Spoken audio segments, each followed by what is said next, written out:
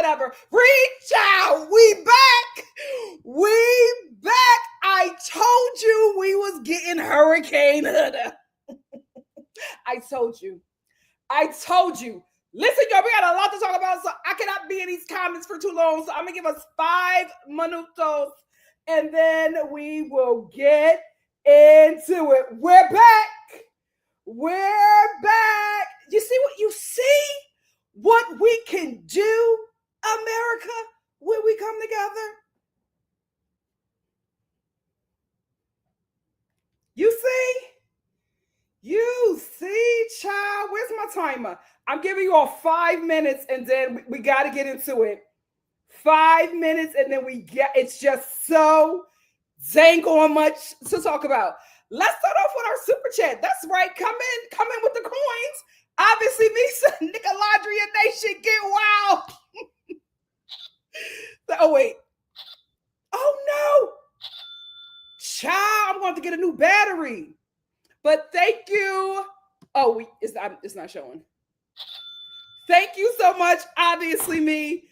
Listen, y'all are so messy, and this hive is growing. But the fact that you got Nicholas's mama and sister in on the hive, they're a part of the hive. They are a part of the hive. His family wants him to get with her. Like y'all doing too much. Y'all are doing too much, child. Oh, Lord. Now we got a show. Hey, Alicia. Thank you for being here. Hey, B. Nickel. B. Nickel said, Nikki, we have to have a serious conversation about Huda's mental well-being. I don't think there's anything wrong with her. I think for a lot of people who are just like, oh my God, what is she doing? Y'all act like y'all ain't been 24 before, or in her case, 19. Yo, come on. The frontal lobe ain't there yet. She a little emotional. Come on, let's stop acting like we ain't been there before. And just because wasn't nobody watching us crash out over a man that we ain't really know was our man on national TV, let's not act like we ain't been her before. And everyone's just like, I ain't never been no hooder. We've all been a hooder.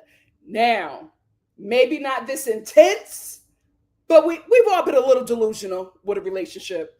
You know, especially when you mad young, like, come on, can't nobody tell you nothing. Can't nobody tell you nothing. That's why everybody's just like, oh my God, I think of all the things that I did when I was a teen or when I was in my 20s and I cringe. Yeah, because that's the time where you're supposed to, you know, be ridiculous, be delusional. Listen, I'm going to tell y'all right now, there will be no who to hate here. There will be no, she is reality TV gold. Reality TV gold. And if she gets the right team, that girl gonna make some money. Yasmin said Jeremiah was more concerned about his friendships than Huda. Alondria doesn't seem to want to kiss Jalen, but she did kiss Taylor. I think Alondria is just trying to be respectful. She's trying to be respectful. I think there's something there with her and Jalen. Christy said, I worry about Huda's mental. That was not a crash out. That was something else. I don't really think it was that. I don't really think it was that. I don't think we should put 20 on 10 because I don't think it was that. Ephraim said, y'all, we blew up the villa. We did. Well, not me. I voted for Iris to be with Ace, LOL. Jeremiah is exactly what I thought he was, a scammer. Huda needs to go. Huda. Ciao. Huda needs to go. She can't handle this show emotionally. I just think she's young. Sarah said, I can't defend either Jeremiah or Huda. LOL. They shouldn't be together. Not me crying, though. Yeah, I was like, ooh. I was feeling bad the whole episode, but I was also cackling with Ace. Cindy said, the way Huda is putting all this on Jeremiah is crazy. She can't see any fault in herself, and the guys all coming for Jeremiah is crazy to me. She isn't mentally stable enough to be in this house. I will say they do a mental check on all of these people. Like you have to, because you will be liable if you don't. I think she is just a really young woman acting like how really young women, some at times, act out. And she's just doing it on national TV. If you would have saw the dude that I crashed out about at 24,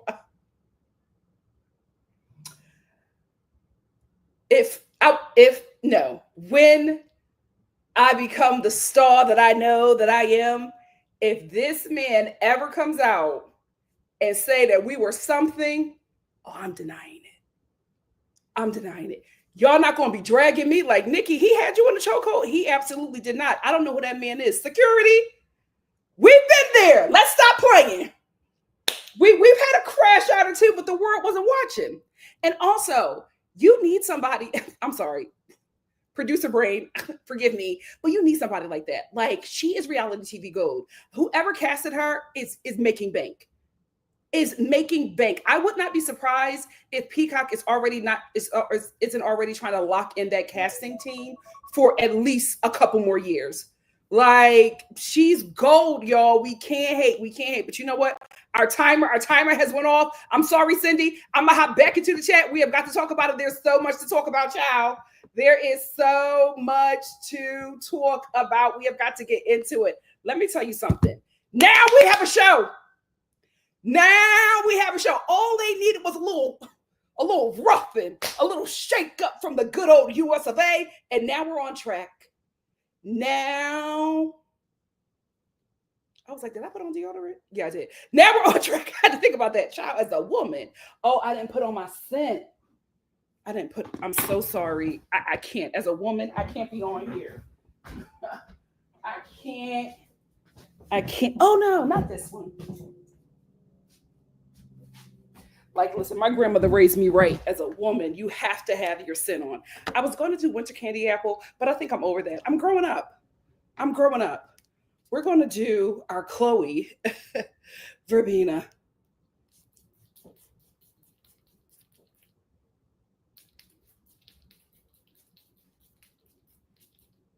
Smells like maturity. There it is. But let's get into it. I'm sorry, because I was just like, is everything okay? Now I'm ready. Hurricane Huda, I told y'all she was coming. I told y'all that she was coming. Let's talk about it. Hurricane Huda delivered. Hurricane Huda delivered. And I'm telling you, Huda haters. I'm telling you, Huda haters right now, y'all gonna drag that girl all the way to the bank. I'm sorry. I'm speaking as like somebody who has worked in this area before. And guys, I'm not saying it as like a brag. So I don't want, people to be like, oh, she keep on saying she worked in reality TV. I just want to put that out, especially for a lot of new people are here. Hallelujah, we're at 16K. So I just like to put that out there so y'all know that I'm like, so y'all don't think that I'm like being cruel or anything or like not trying to say anything. My reviews, I think I need to introduce myself. But hi, I'm Nikki.Star. My reviews are like kind of behind the scenes reviews. Like I'm absolutely looking at this as somebody who is a fan of the show, but I'm also looking at this as somebody who has worked in reality TV, casting and production. And I'm telling you, as somebody who has done this, this would be my dream show to work on, just because I know that this show is taking me straight to the Emmys. Same thing with Drag Race. I love Drag Race, and I would have loved, if I was still like in my production space, I would have loved to work on that show, because I, just watching that show, like, and I would know that that show is going to take me great places in my career, right? And it has, like, not my career, but I'm saying for Drag Race, they are knocking out the reality TV competition and the Emmys every year. They have to have 7 Emmys at this point. And Emmys mean money. Emmys mean career longevity. So as somebody who has done that before, that's my former life, but as somebody who has done that, this show is gold. These producers are eating. These editors are eating. If they're not locked into contracts, I would be expecting one. I would be expecting like 3 or 5 year contracts. And with the way this industry is going right now, sign me up right now. You know what I mean? Like, this is a very good show to be editing and producing on and casting. My God, today, these people are going to eat. Now, being as who I am and having the morals that I have, I probably couldn't work on Love Island UK because them producers are hella messy.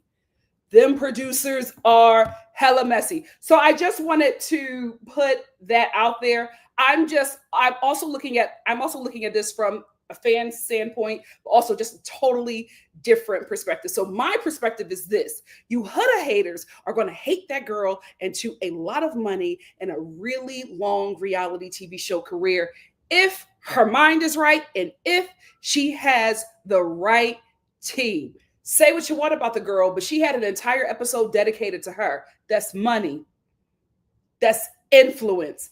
I'm telling you right now, I know for a fact casting teams are in her DMs right now, wanting to cast her and put her on other shows because she has America locked in. And she's a great polarizing character. The same thing for Ace. I don't know so much about Jeremiah because I don't feel like he's playing this right. But Huda and Huda and Ace, they are going to work. They are going to work. You are looking, if working in casting, production, or whatever, in reality TV, you're looking for people like that. You are looking for like polarizing characters, interesting characters, captivating characters. That girl is going to work. She had me. She's ratings gold. So anyway, let's get into this episode. So after Charlie is sacrificed, the way they were carrying on, I was just like, y'all acting like they're going to take him out back in the villa and put him to pasture. He's just going to the Holiday Inn down the street. Calm down. And y'all don't care that much because ain't nobody leaving with him. Chillax. It's been 10 days. I think 4 for some of the other people. Y'all a little too wrapped. But you know what? They're in that villa every day with no TV, no cell phones. So maybe you do get mad close, but I'm just like, oof. I'm still not over Amaya and that screaming, no, we don't want to do that. No, girl. Chillax. So Charlie pulls Hannah, and I'm telling you, this notebook scene that they gave us with their foreheads pressed to each other, and Charlie's just like, if you ever want to, if you don't meet anybody in a year, if you want to, just contact me when you get out the villa, I'll be waiting for you. You stay safe, and you stay a brave girl. It's been 4 days. It's been 4 days. And let me tell you something. Hannah, I wasn't buying none of it. I wasn't buying none of it. I was just like, yes, queen, get your coins. Get your coins. Because all that crying she was doing, I'm like, Hannah, I'm not buying it because I know 2 seconds after this, you're going to be booed up with Pepe. Because maybe that's not who her mind wants. That's who her body wants. And that's who she's listening to. And what happened? Few minutes later, she giggling with Pepe in the kitchen. Eyes all puffy from doing all that crying, but Pepe just saying absolutely nothing. And she's like, girl, get on. I'm not buying it, Hannah. And I told y'all them boys had a plan. And the plan was to get rid of Huda. Because what happened? Right after the elimination, all the guys get together around a fireplace, and they looking at Austin like, what happened? Nick was pressing him. Nick said, what happened? Why you vote for Taylor? And Taylor's sitting there like, oh, shucks. He was like, what happened? And Austin's just like, I don't know. I was just so confused. Like, he couldn't say, I ain't want to vote for him because he's a color. He had to be like, well, Huda and Jeremiah had a great connection, so that's why he did it. But the men were not happy with Austin going rogue. Oh, they didn't like that at all. And I don't think that they know that Austin is rogue. I don't think that they know that Austin is not with them. And then Jeremiah, he's like trying to cuss everybody out, and the guys are not having it, especially Nick and Ace. Ace's face this entire conversation with Jeremiah, it reminded me so much of Serena's facial expression from season 6. His face the entire time talking to Jeremiah, he was like, yeah. His face was scrunched up the entire time. But let me tell you something. I think I saw it, but I was just like, maybe this ain't it. Maybe this is really how he is. But Ace has been clocking Jeremiah from day one. And I think he clocked him correctly. Because how Jeremiah moved this episode, I was just like, I wanted to be wrong. I wanted Ace to be wrong, but baby, Jeremiah, he's here for the money. Now everybody mad. But Ace finally said to Jeremiah what he has been thinking the entire time. He said, y'all coming here, we in here for 30 seconds, and all of a sudden y'all closed off and y'all are so in love. He said, it looks like you two are trying to get to the end and win this game. And Jeremiah's just like, what are you talking about? Like, come on. No, we're just exploring and like each other, and we like each other, and we're like, and Ace is just like, man, that ain't true. He was like, y'all scamming. I was like, Ace, but go on. Because I absolutely agree. And then when Jeremiah was just like, all right, well, then stay over here. Jeremiah, you're not that guy. You're not that guy, baby. You are not that guy. Because he looks at Ace, he's just like, well, if you feel that way about me, if you think I'm BSing, then stay over there. Just don't come back. Just stay over there. And Ace was like, I've been on this side the entire time. Oh, this was a good one. Ace was like, I've been here the entire time. So what are you talking about? Like, who you trying to punk? I said that. I said what I said. I said Joe was scamming. I said I don't believe you. I said they're trying to go to the end. I'm on this side. Now what?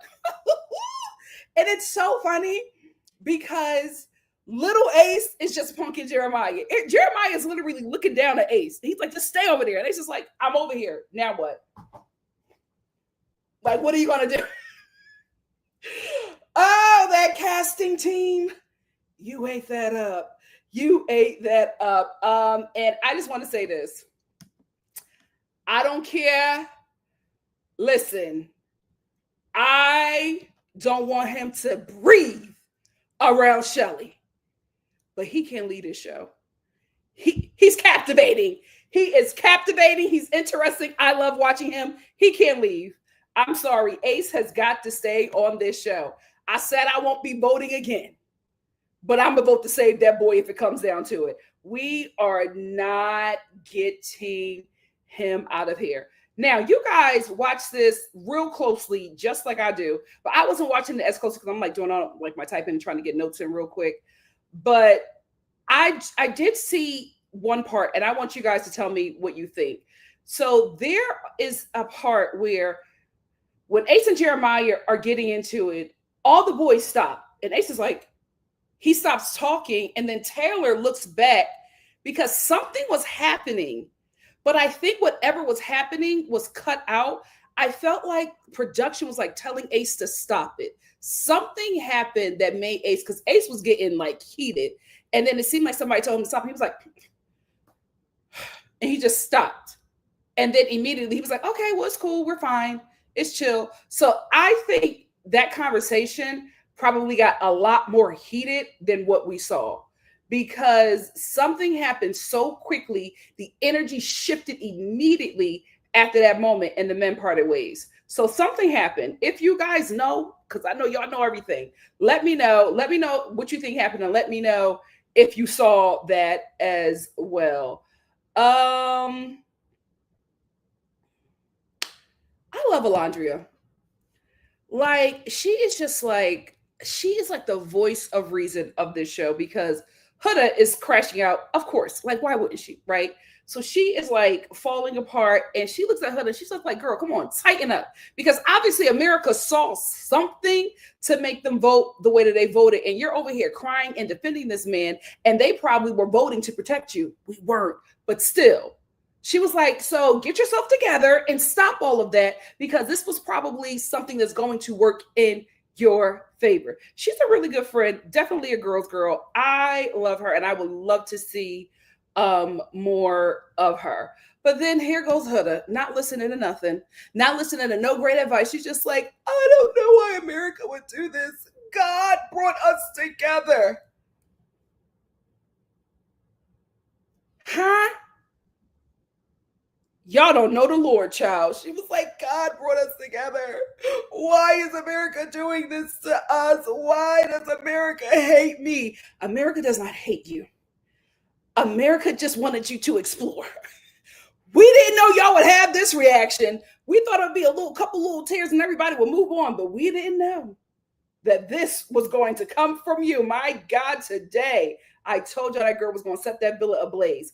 I thought it was going to be other people. I didn't know that she was going to just set Jeremiah on fire and then come back and keep on adding gasoline and more matches to him. I thought she was going to cuss out everybody else.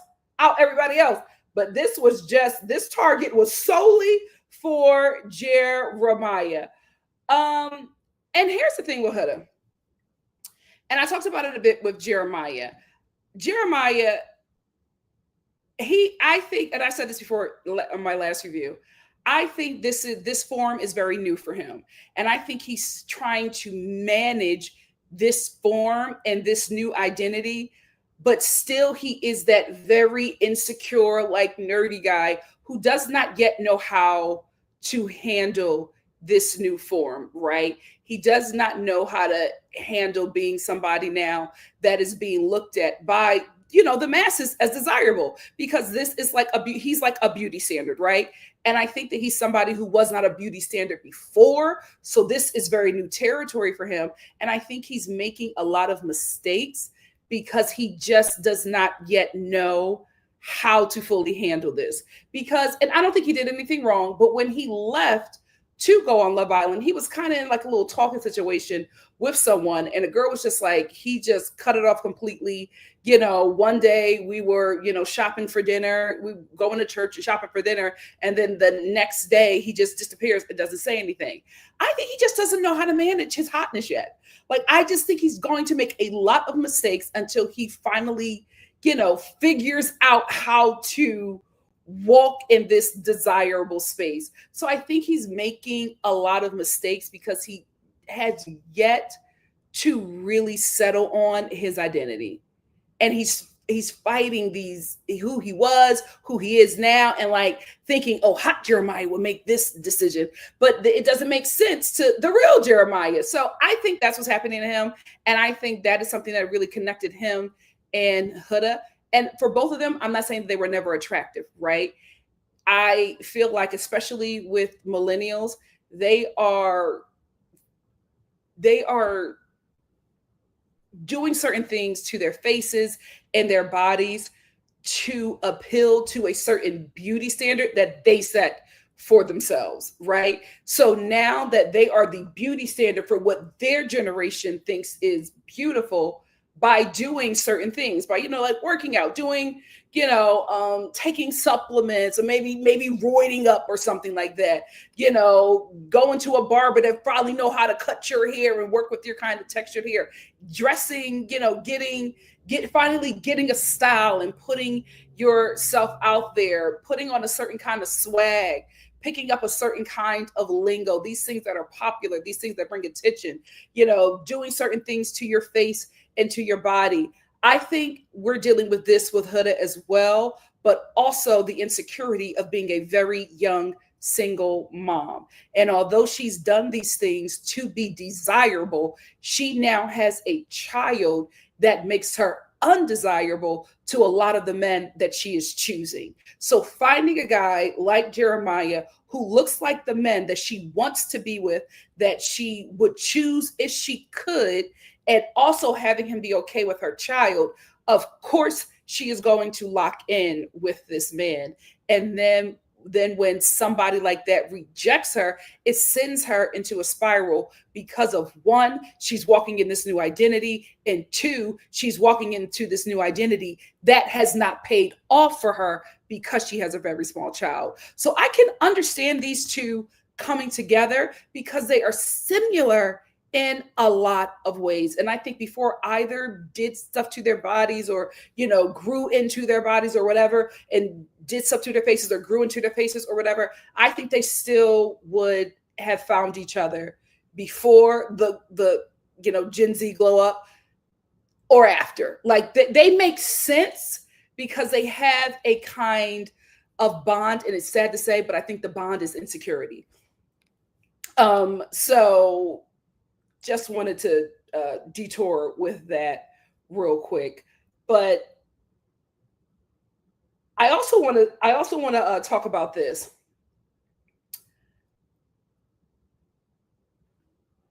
Brain for it. But that's the reason why Huda is responding the way she is, and I think that's the reason why Jeremiah is responding the way he is. And I think for a lot of people, it's just like, what are you doing? But I don't think we're understanding that you are expecting them to make decisions because of how they look. You're just like, Huda, why are you crying over this guy? You can get somebody else. And she's like, no, I can't. This is really hard for me to get somebody like this. So I'm going to lock in on this. And you're like, oh, Jeremiah, why are you acting like that? You can get anybody else you want. He don't think that. He don't think that. This is new for the both of them.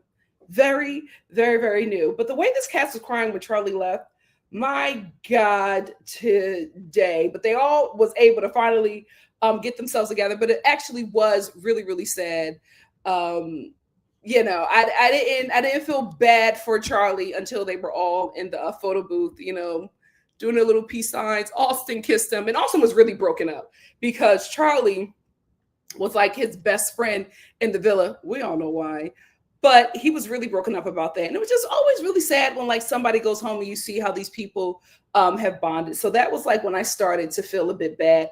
But I'm sorry, Charlie, you had to be sacrificed so that we can get the show that we now have.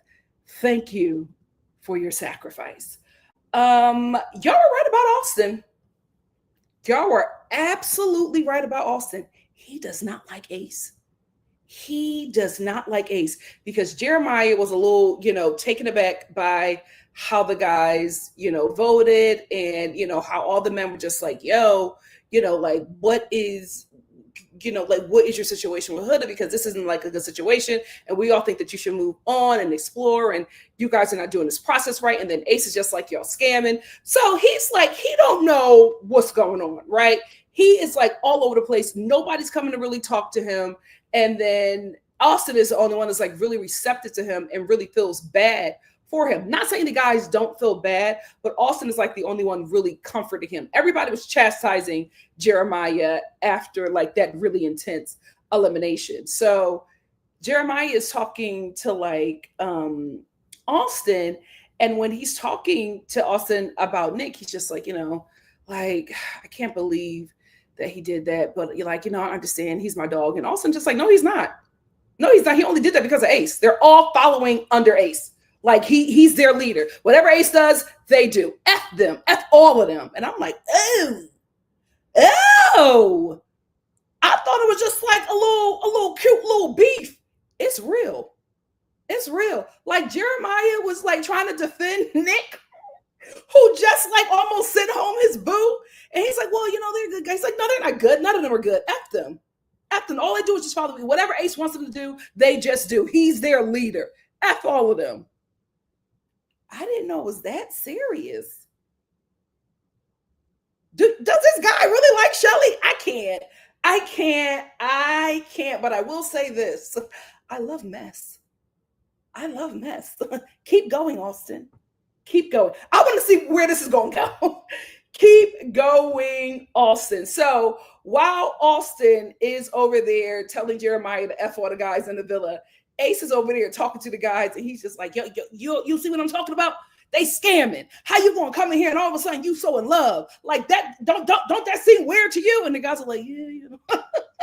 They don't care as much as Ace does, but Ace is just like so heated. He's like, they're trying to make it to the end. That's what they're trying to do. They don't want to talk to nobody else. They just closed off immediately. They don't even know each other like that. Come on, man. You don't see that? And the guys are like, we kind of. And while he's doing that, Austin is just like, look at him. To Jeremiah, he's just like, look at him. Why is Ace so emotional? Like, why is he standing there so passionately? Like, why does he even care? I will say, I hate to agree with the clan member, but I was watching like, Ace, okay. Like, baby, why do you care so much? But keep going. Keep going. Keep standing there passionately.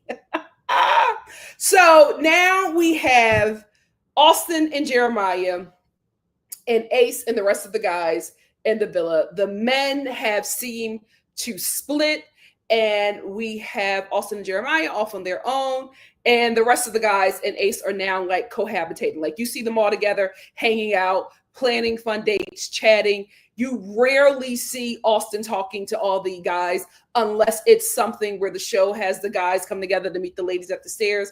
But outside of that, he is just like not connecting with the rest of the guys. So now we have a split between the guys. We have Ace and the Acettes. That is his little clique, it seems. And Austin and Jeremiah are currently not a part of this clique. They are on their own. We now have Ebony and Ivory. Ebony and Ivory and the Ace and the Acettes. We have a divide with the boys, and I'm here for it because it's going to be great TV. Because what's brewing in Austin, it's going to come out eventually. And the reason why it's going to come out eventually, because Jeremiah wants to get back in the good graces of the guys. Austin is like, F all them. I do not care about none of them because they're all under Ace, who he's beefing with because of Shelly. Child, how do we get here? So what Austin is dealing with is going to come out in some kind of crash out from him, because Jeremiah wants to get back in the good graces of the guys, because the guys now, the Ace and the Acettes, they now have like a powerhouse of, a voting clique. You know what I mean? Like, that's a lot of votes compared to one. And although Austin was able to switch the votes up this time, it may not happen next time. And if all the guys are linking up and being like, this is the way we're going to go, that is the vote. That's how the vote is going to go. And the way that Nick checked Austin when he didn't vote the way the men voted, it's going to happen at some point. And Austin is standing on his own. And I don't think he cares. So that's going to come out at some point. How he really feels is going to come out at some point, because when he was sitting there talking crap about Ace, he wasn't quiet. He was not quiet. So that confrontation is going to be epic. It's going to be epic. And I know the messy producers are already working on a way to make it happen. So we won't be waiting for long. So then Huda goes and she pulls Ace, Huda pulls Ace for a chat because she wants to know why he voted the way he voted. And for the next few scenes, this is where Ace just shined. Huda lets Ace know that she's a mom. She's just like, Ace, the reason why, I get so invested in someone is, and the reason why I make the decisions that I make is because I'm a mom. And Ace was like, oh yeah, cool. My mom was a young mom. He was like, my mom was a young mom too. So I get what you're coming from. I understand that. And I'm like, these men do not care. And I know Huda is just shook because when she let the girls know that she was a mom, everything shifted in their relationship. I'm not saying that they all like her. I feel like some of them probably have like their little issues with her, but they have all chosen to go lenient on her because she is a mother. It has not worked with these men. It has not. Nick did not care. Nick was like, oh, Mamacita. And then like 20 minutes later was voting her off. They are brutal. They do not care. Ace was like, my mom was a young mom too. I get where you're coming from. Next. Poor thing. Poor Huda. Like after she said that and that was his response, she had to take a minute because that was like, that was her bargaining chip. Like that's something that she thought was going to work in her favor and it did not work. So she's like, okay, let me find another angle because me being a mom does not matter to these guys unless it's time for her to date. But he did not care. Like I just we're gonna have to find something else, Huda. Because the baby ain't working like it worked with the woman. The baby is not working. So then after Ace and Huda have their conversation, because Ace is just like, listen, y'all being locked in right away is just really weird. Like nobody can explore with you. You're not opening up to anyone. Jeremiah is not opening up to anyone. And that is not the process of Love Island. And that is why I completely believe that he is a producer plant because he is so caught up in the rules of the game. Nobody else is as caught up in the rules of the game and the structure of the game like Ace. And he's also playing it very hard because I honestly believe that the way he comes after Huda and Jeremiah is just gameplay. It's just gameplay. He is just knocking out the competition. And like I said before, I think he is knocking out the competition because he wants to take his boys to the end. He wants it to be him, Taylor, and Nick. Because right after he was done with Huda, the pop of the villa went and got Taylor together. He said, come on, man, let's talk. And then Taylor said there, he said, do you see what happens to you when you don't lock in? Now look. Now look what America saw. Now look at you. And Taylor's just sitting there like a kid that is just getting in trouble by his dad. And he's like, yeah, man, you're right. You're right. And Ace is like, man, you better lock in because I honestly think that he wants it to be him and Shelly, Nick and Sierra, and Taylor and Alondria at the end. Like that is his game plan. That is his game plan. And I don't know. The way it's looking nice, it might just work. It might just work. Where is she at? Phenomenal bombshell. And the reason why I'm saying that is, before I get into that, I just want to say there are a lot of people who are talking about Iris's looks. Let me tell you something.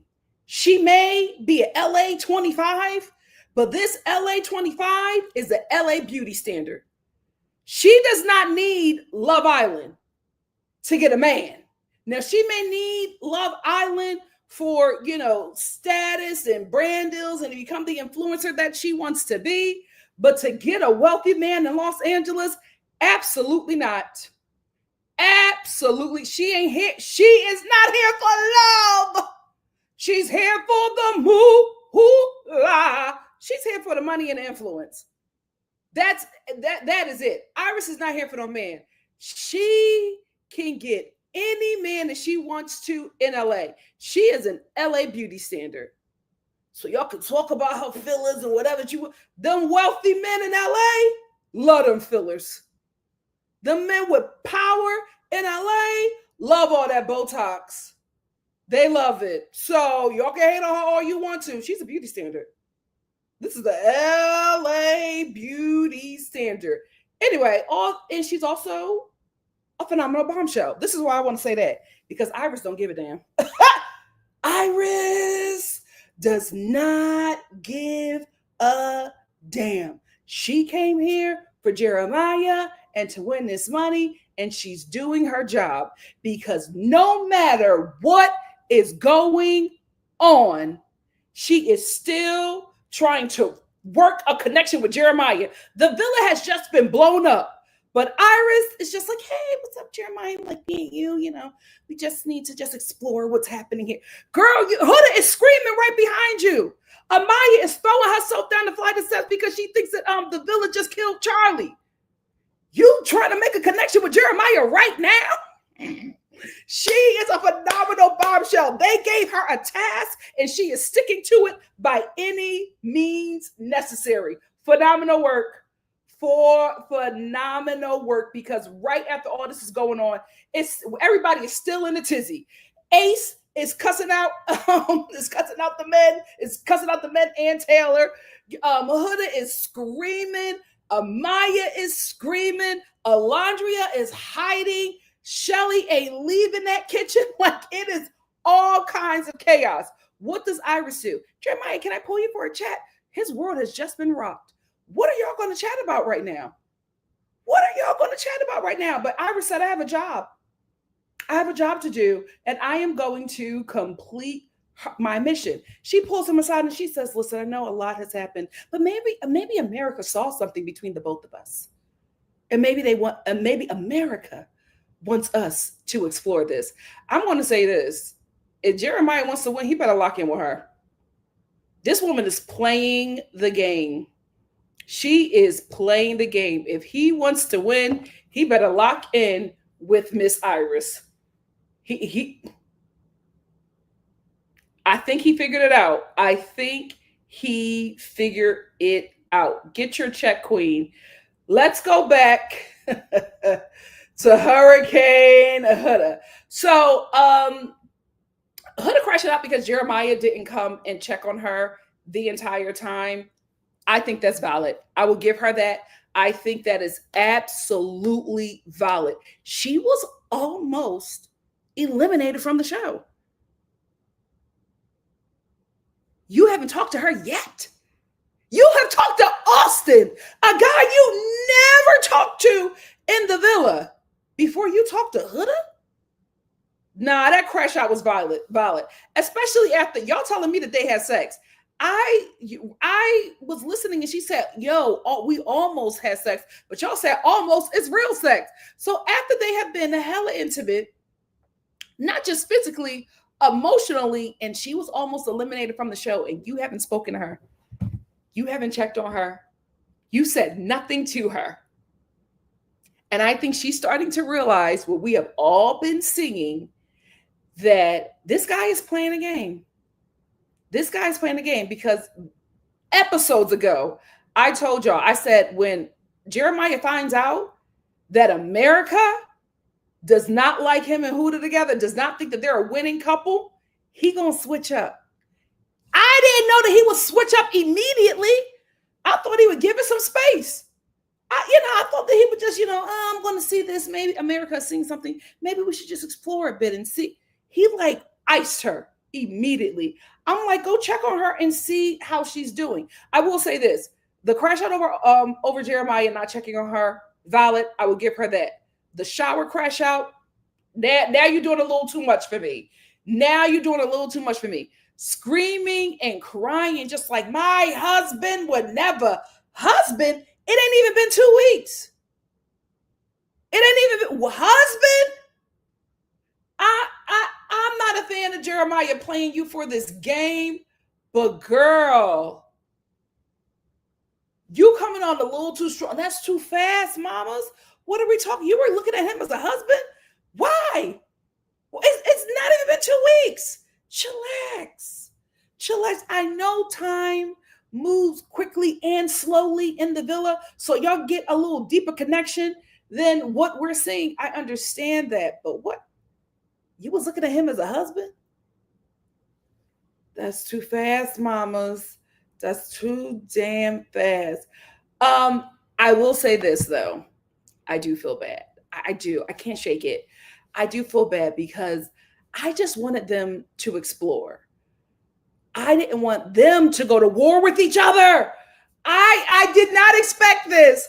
I did not expect for the I did not expect for Jeremiah to ice her out immediately. Like we knew it was coming, we knew it was going to happen, but I did not expect for him to ice her out immediately, and I did not expect for her to like just go on this one woman war against Jeremiah. I mean, be upset that he didn't come see you, but my God, today she just kept on like screaming and like cursing at him, and I'm like, hold on, mama, hold on.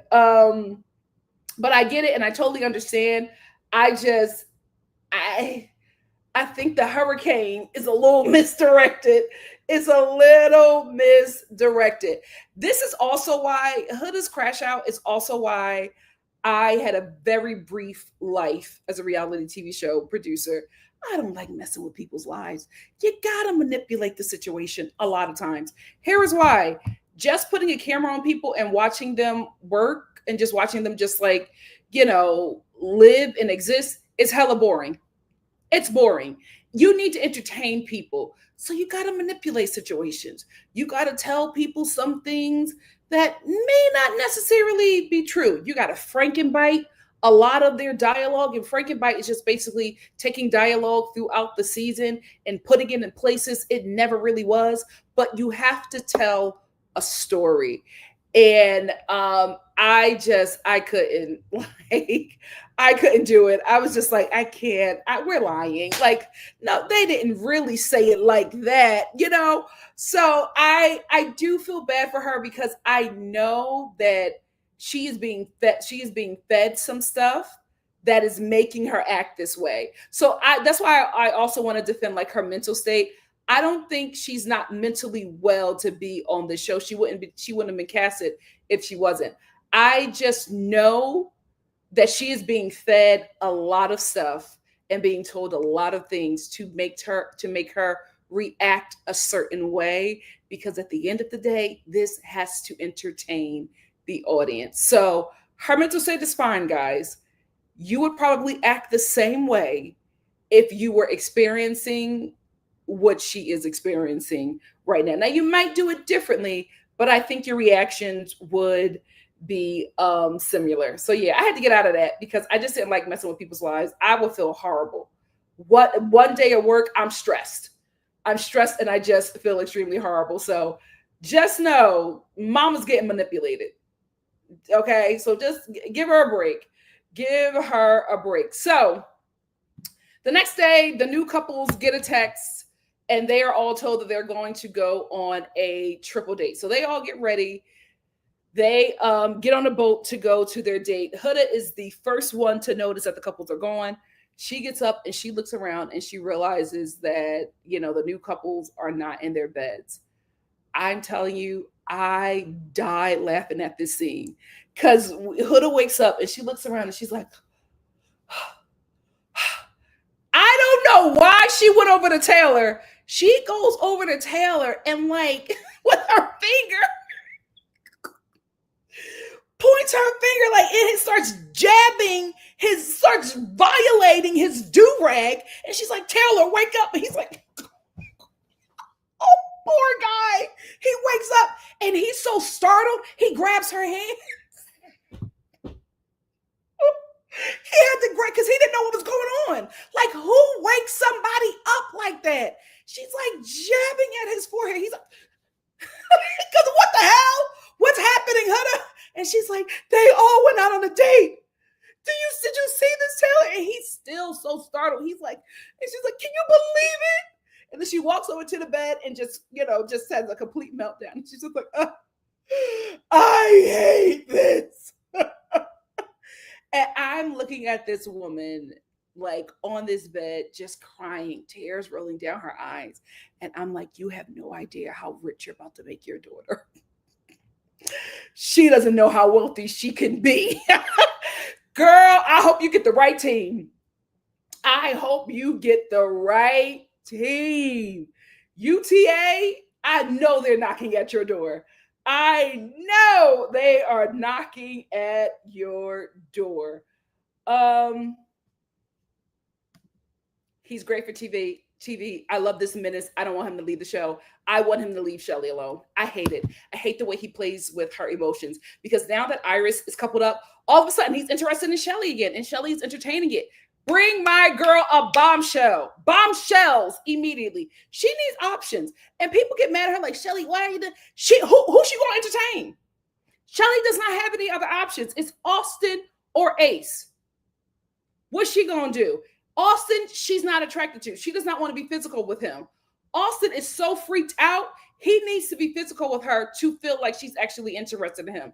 Even after she let him know that this is a friendship coupling, he wants more. And what he wants more is like physical stuff for him to feel secure in their coupling. But I'm like, she explained it to you that it's a friendship coupling. She's trying to get there, but she's not. She's not attracted to you. She is attracted to Ace.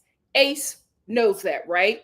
So she don't have much to choose from, y'all. So she got to go back and forth between these two. Don't get mad at the girl because she don't have options. Get mad at production for not bringing her any bombshells. So anyway, now that Iris is gone, she's on her coupling. Now all of a sudden Ace is back into Shelly, and he wants to do this whole breakfast thing for her. So Shelly, how gorgeous though. She's, getting ready, just, like go out in the villa because she's being filmed, so she's just getting ready to go out in the villa. Ace comes up, come downstairs, I got a surprise for you. And she's like, oh my God, what is it? Oh, she needs options. She runs out, and Nick and Taylor have set up this entire date for them. And it's a ping pong breakfast date. It's cute. I will give them that. I love Nick, Taylor, and Ace's relationship. I do want them boys to go to the end because I really do like them. Ace got to step it up with Shelly. Like, he has to lock in on her, and he has to step it up if he wants me to hold space for this relationship, because I really can't, because I just don't like the cat and mouse with her. Yesterday, you were not bringing her breakfast because you were bringing Iris breakfast in front of her. It's like it's always so much disrespect. I don't know what he can do to make up for it, because I just can't, I can't rock with this relationship. I just can't. I don't like how he treats her. I don't like how she's receptive to his advances when he comes back around. Like, even that play kiss he did on her, we said, look over there, and he kissed her on the cheek. Because listen, Ace is mad at Jeremiah, but baby, you scamming too. You scamming too. You're that little kiss thing with Shelly. You wanted us to be like, oh, it's so sweet. You wanted us to have a my girl moment. Like, oh, look at them. Wait a minute. I just said my girl. Do y'all even know my girl? Dating myself, child. Macaulay Culkin dies from a bee infection. Anyway, he wanted to have that moment, but because he has played with her so much, the yo-yo with him, I didn't even like it. I was just like, get off of her. Like, America, let him know. What are we going to let him know that we don't like how he's treating Shelly? Child. Because he think he's playing this game so well. He's not. I'm going to be real with y'all. I am liking Jalen for Alondria. And I don't think she's unattracted to him. I think she's just being very respectful to Taylor. But I think there is something, because she said, America knows I love a country man. And they brought me one. I think when Taylor is no longer there, she will be able to embrace this relationship with him a bit more. And I really do like Jalen for her. He's a grown man. We were asking for them to send in a man. They sent in a man. They sent in a country man for her. And I love how he respects her. I love how he is just so gentle and patient with her. He doesn't get jealous because Taylor is still trying to make his moves with her. He's a good guy. I like him for her. I really, really do. Of course, I would love for more bombshells to come in because I want her and Shelly to have options. And I feel like they haven't had options. Alondria finally got an option, but I think it's like one option. The guys have multiple women. They got so many women to play with. Let the girls have some fun too. But I really like him for Alondria. And since we're speaking about Alondria, I have to say this. I'm no better than a man. I'm no better than a man. Because when Jalen was oiling her up and rubbing her down with that massage, I was just like, this body is crazy. Like everything about Alondria, she is the beauty standard. Like there's no, like, insane. And let her mama tell you, she got that body from her. Okay? It's like everything about her is insane. She's 70s fine. Like, she would have been the lead in like all of them blaxploitation films. Like her and Pam Grier would have owned the 70s. This is just like gorgeous, head to toe. I was like, look at this body. And I'm telling you, I've never been the girl that has like Fitspo inspiration from like a singular person. I've always been like, oh, I would love to have Beyonce's hips, Janet Jackson's abs, Kelly Rowland's legs. I love my tatas, so I'll keep my tatas just smaller. You know what I mean? But I've always had to piece my Fitspo or body inspiration together. Now I have a fully realized human being to take to my personal trainer and say, this is it. I want everything. This is it. This is the body I want. What do I have to do? Or if I can't get it from my personal trainer, what surgeon can do this? I know Portia Williams knows a great surgeon to take it to him and say, this is what I want. She is just, this is ridiculous. Ridiculous. I was like, oh my God. And you just grew like that. Insane. Insane. This is the BBL standard, y'all. Everybody's like, I won't say everybody. Non-Black people, this is what Black women look like. Like this is normal for my community. It's insane because I'm thinking about the metabolism. Oh my God, today. That early 20s metabolism. I miss her. Anyway, like this is, every Black person knows that this is not a BBL. Like, what are you talking about?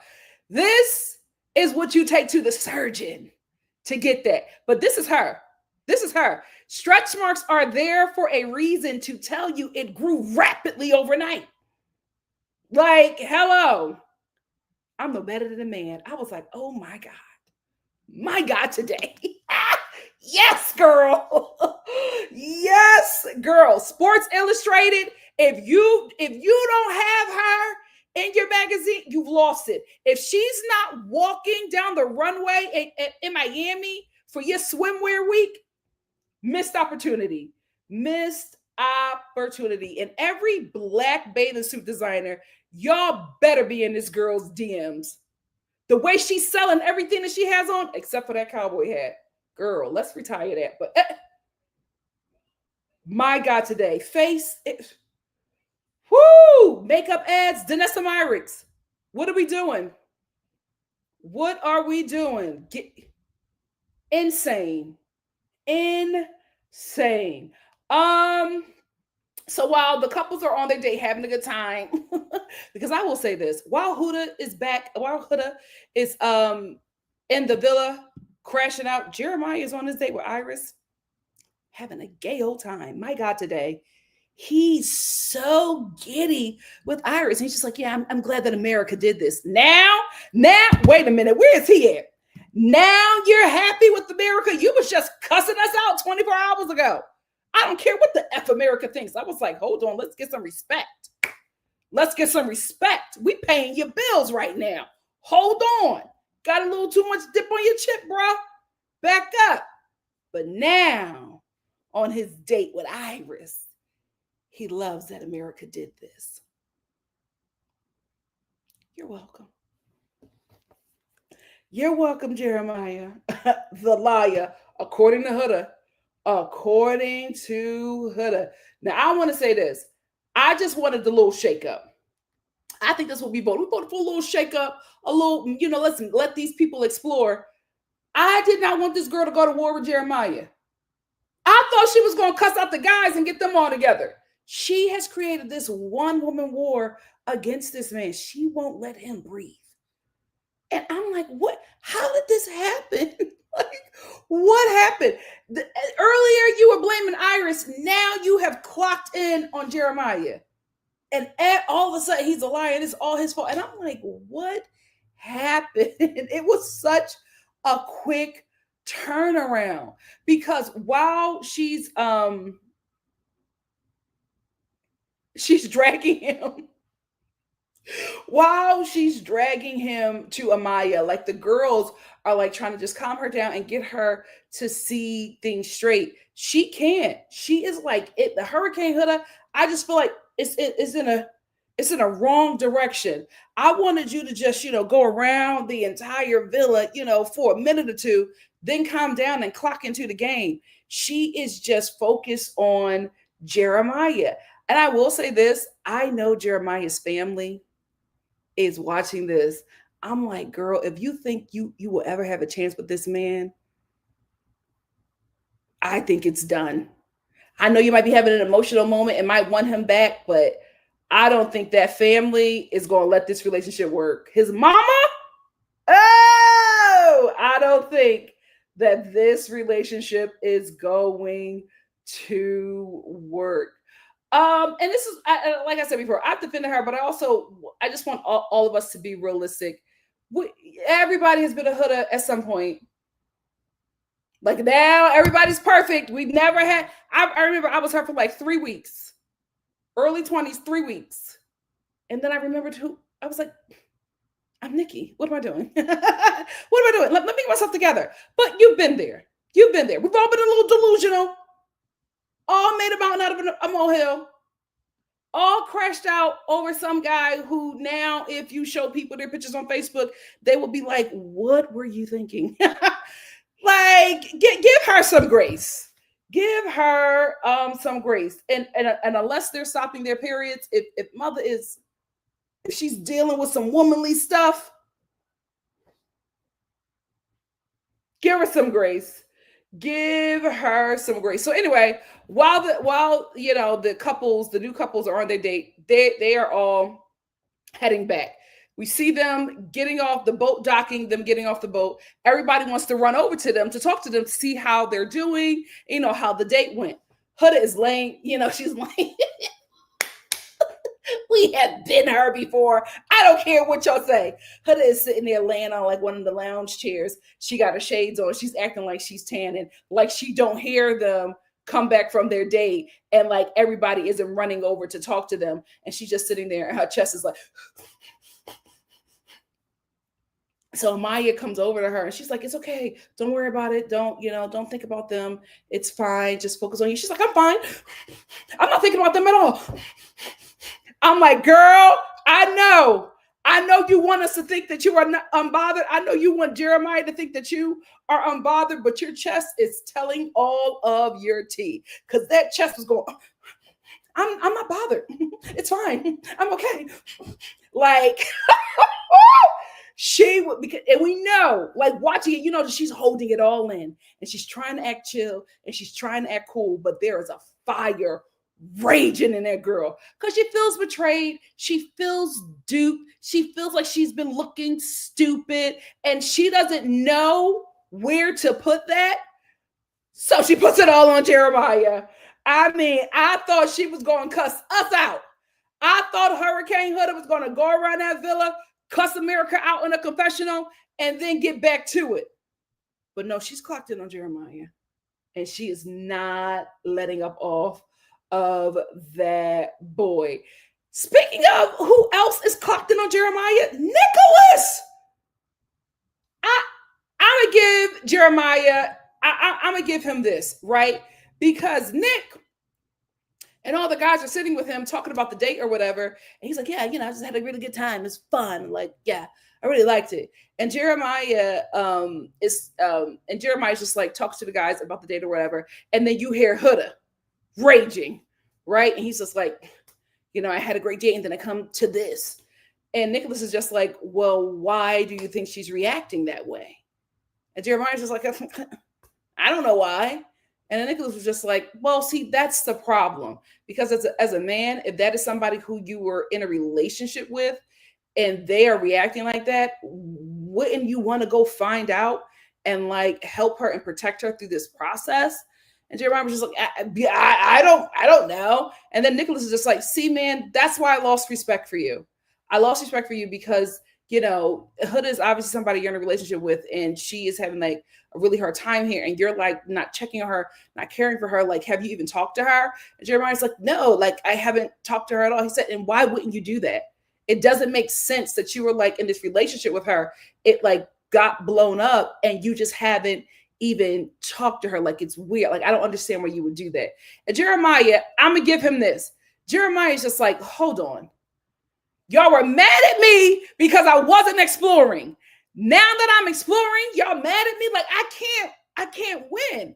And I'm gonna give him that. It does seem confusing because I agreed with Nick, but I was just like, now come on, what you want the boy to do? What you want the boy to do? Like, y'all were mad because y'all were just like, you gotta see other people. You gotta open up. She's giving you a hickey. It's not right. Now he's trying to see what's hitting with Iris, and now you're just like, well, that's not cool. As a man, you shouldn't do that. And although I agree, I can understand where he's like being like, yo, like what is going on? And for Nick to say that to him, I'm just like, is Nick starting to see something that Ace is seeing? Because this quick switch with him, I'm like, are you now thinking that Jeremiah is not being genuine? Do you now believe that he's scamming? Like, what is it? Because that was a real quick switch for Nick, in my opinion. And I'm thinking that maybe him and Ace is doing a little chat and then he's starting to believe the propaganda that Ace is spewing. Because you were the main one, Nicholas, wanting to save your boy and make your boy see the light. Your boy saw the light. And I just feel like he's probably thinking that how Jeremiah is handling this is very odd and it doesn't seem genuine. And maybe it's not genuine because he's playing the game. Maybe that's what's happening there. Y'all let me know what you think. So while he's talking to the guys, while Jeremiah is talking to the guys and about his date and Nicholas is defending Huda, Huda walks over and she's hiding in the cut, listening to the entire conversation. And so mid-conversation, she walks over to Jeremiah and she's just like, I want to let you know you can explore. Walks off, turns around, gives her the middle finger and says, F you. And runs over to the girls. She runs over to the girls. Her heart is beating so fast she cannot even breathe. She's just like, he was saying that he wants to explore and he doesn't really want to be with me and he now wants to be with Iris. What we had was not real. He was just playing the game. And all the girls run over to her. They're like, what happened? No, he didn't. What, are you serious? She's like, yes, he was playing the game. And I am watching this entire thing unfold. And I look at my TV and I go, welcome back, Anna Vakili. We have missed you. We have missed you, girl. Anna Vakili has left the UK and she has made it to Fiji because, baby, the spirit of Anna popped out of Huda. That's exactly what happened in season 5 when she looked at UK Corbin Blue and she said, are you playing the game? And when she clocked that boy was playing her, she ran immediately to the women and let them know everything and got them girls in formation. I was like, we have our very own Anna Vakili. Yes, we have done it. I'm sorry. The USA has taken over Love Island, baby. We have conquered. I'm sorry. We have won the war. My God, today. So all the girls are like trying to comfort her and she is just crying. She is just crying and she is just like, and she is like falling apart. She's like, he played me. I can't believe it. And like mid-cry, she's like, I gotta talk to Iris. Runs to talk to Iris. And the thing that is taking me out is that Iris, Jalen, and Pepe, they are on the balcony listening to everything, terrified. They are so scared. None of them want to go downstairs. Iris is just like, oh, it's really intense down there. Like, what's happening? Terrified. Huda gets up. She's like, I gotta talk to Iris. She runs over to Iris. The girls are like, no, Huda, wait. So they're trying to go over there and get her. Huda runs up the steps. She's like, Iris, can I talk to you for a moment? Let's go over here. And then she looks at Jalen and Pepe. She said, and can you two go downstairs, please? Jalen, he gets up. He's like, all right, well, I'm gonna get out of here. Pepe's just like, I don't know if we should leave. He's like, yeah, it could get intense. We should just stay up here just for safety. And Jalen is just like, oh, I'm not getting involved. Jalen said, you can be security all you want to. This is not my business. It ain't got nothing to do with me. So Jalen and Pepe leave while the girls are coming up to see what is going on with Huda and Iris. And Pepe is still on the steps watching because he think that Huda about to start scrapping with Iris. I didn't think that was going to happen, but my God, today, what a moment. What a moment. She got that whole villa shook. Pepe was like, we should just stay here just in case. Jalen was like, no, I'm not staying here. If she want me to leave, I'm going to leave. I'm going to mind my business.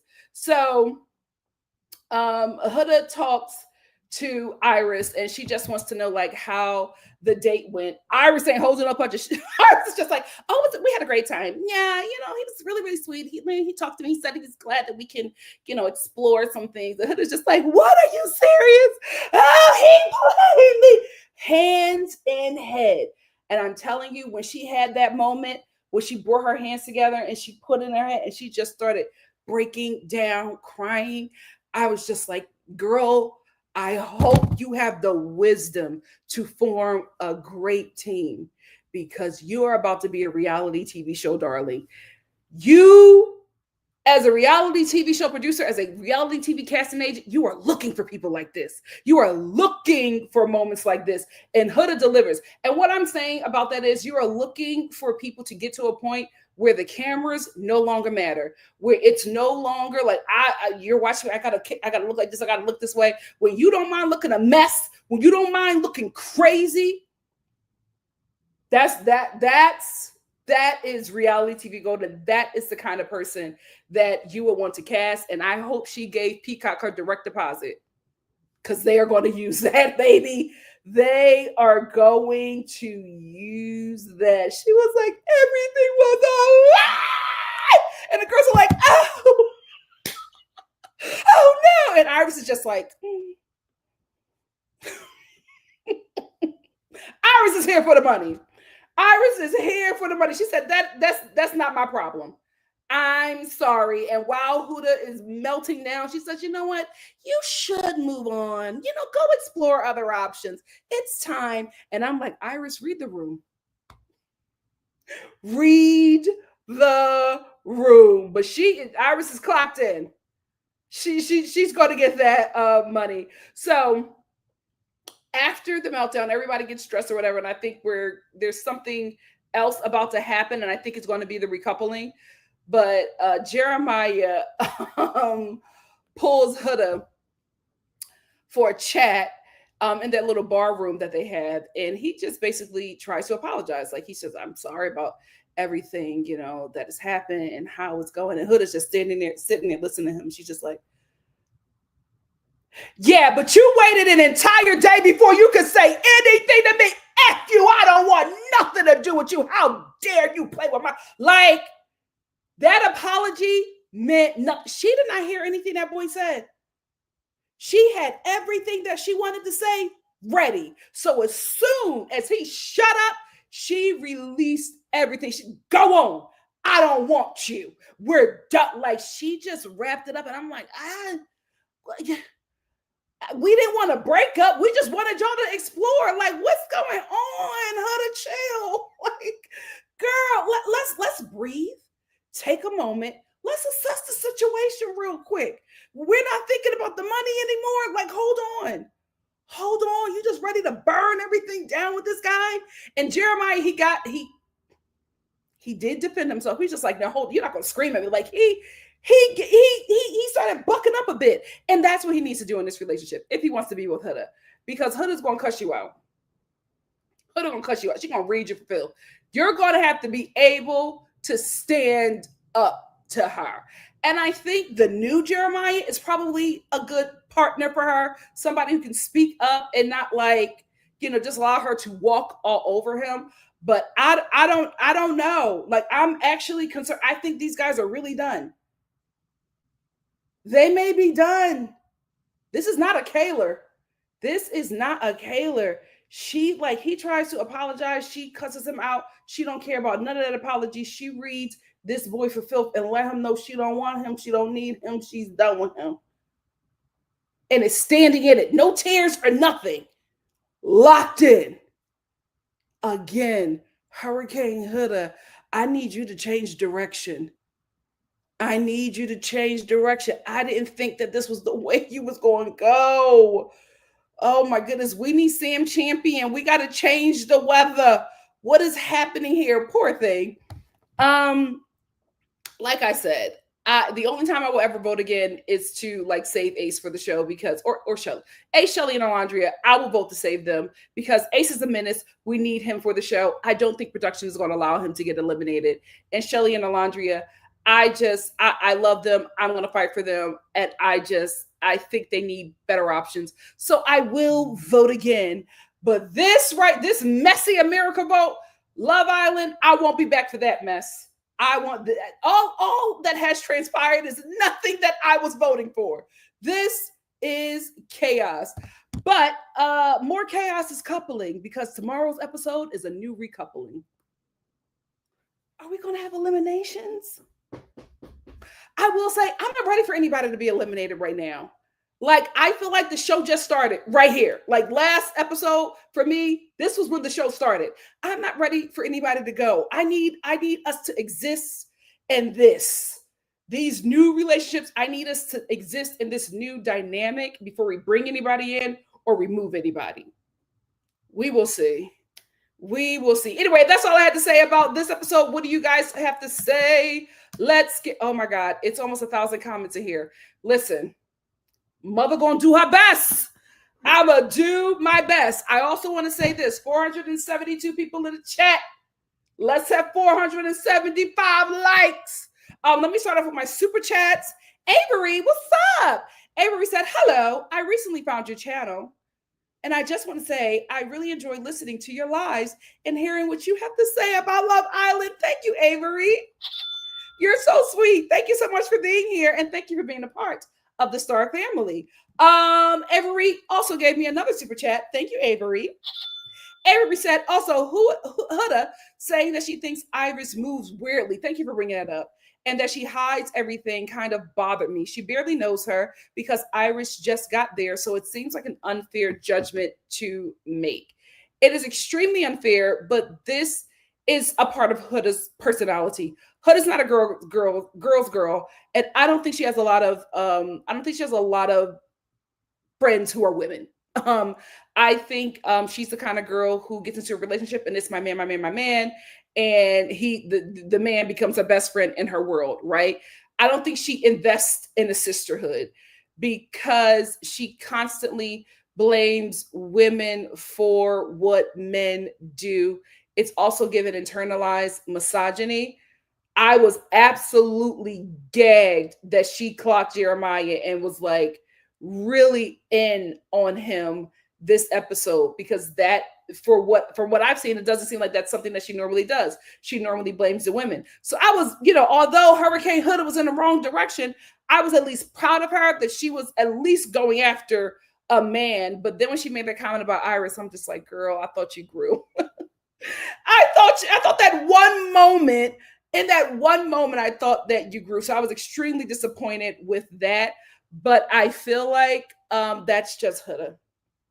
I feel like that's her personality. She really needs to work on her sisterhood. But I also have to say she's in that age, right? That age where you are not really focused on a sisterhood because when you're in your 20s, it's just like that's like people tell you that's your prime. People tell you that this is like the best season for you as a woman because you are essentially the male preference, right? You're young, you're naive, you are easy to manipulate, you're fun, you're very fun, you're very easygoing. You take a lot of risk because you're just not that smart, right? You haven't really lived a life. So you are also at an age where you are put on a pedestal against other women. So it's very like a very selfish season, a very me, also a very competitive season.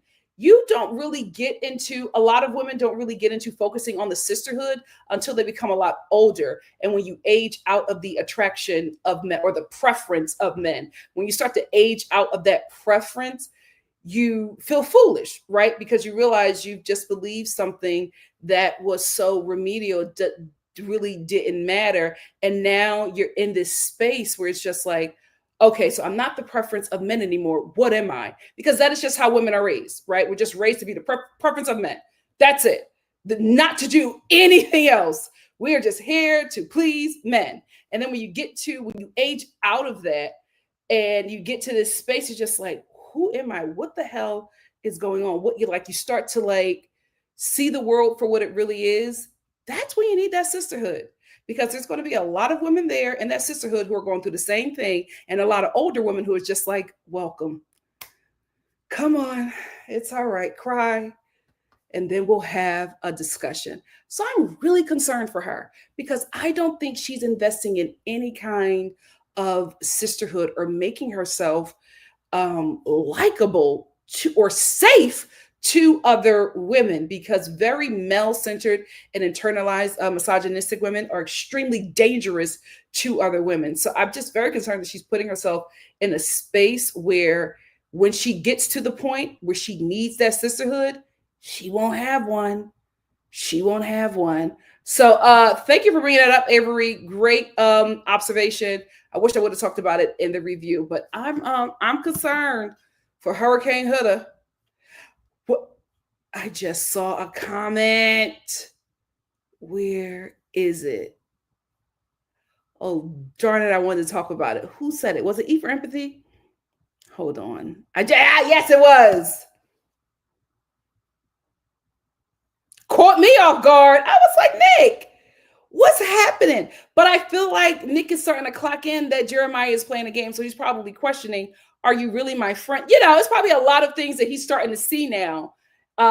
Maybe that's why he did that. But only time will tell. Only time will tell.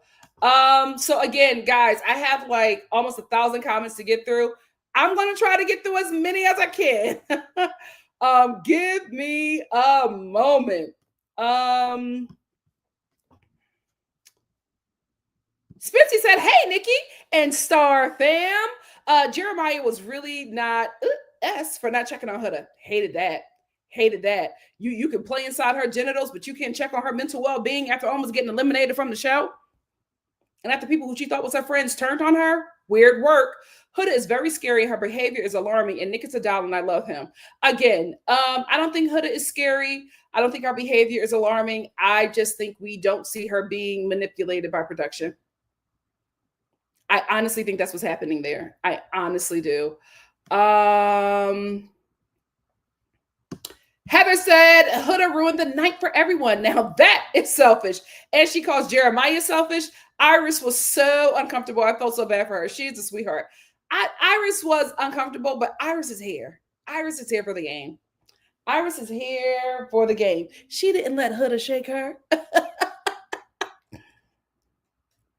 Mid-meltdown, she said to Huda, you should explore. I love Iris. She's good TV as well.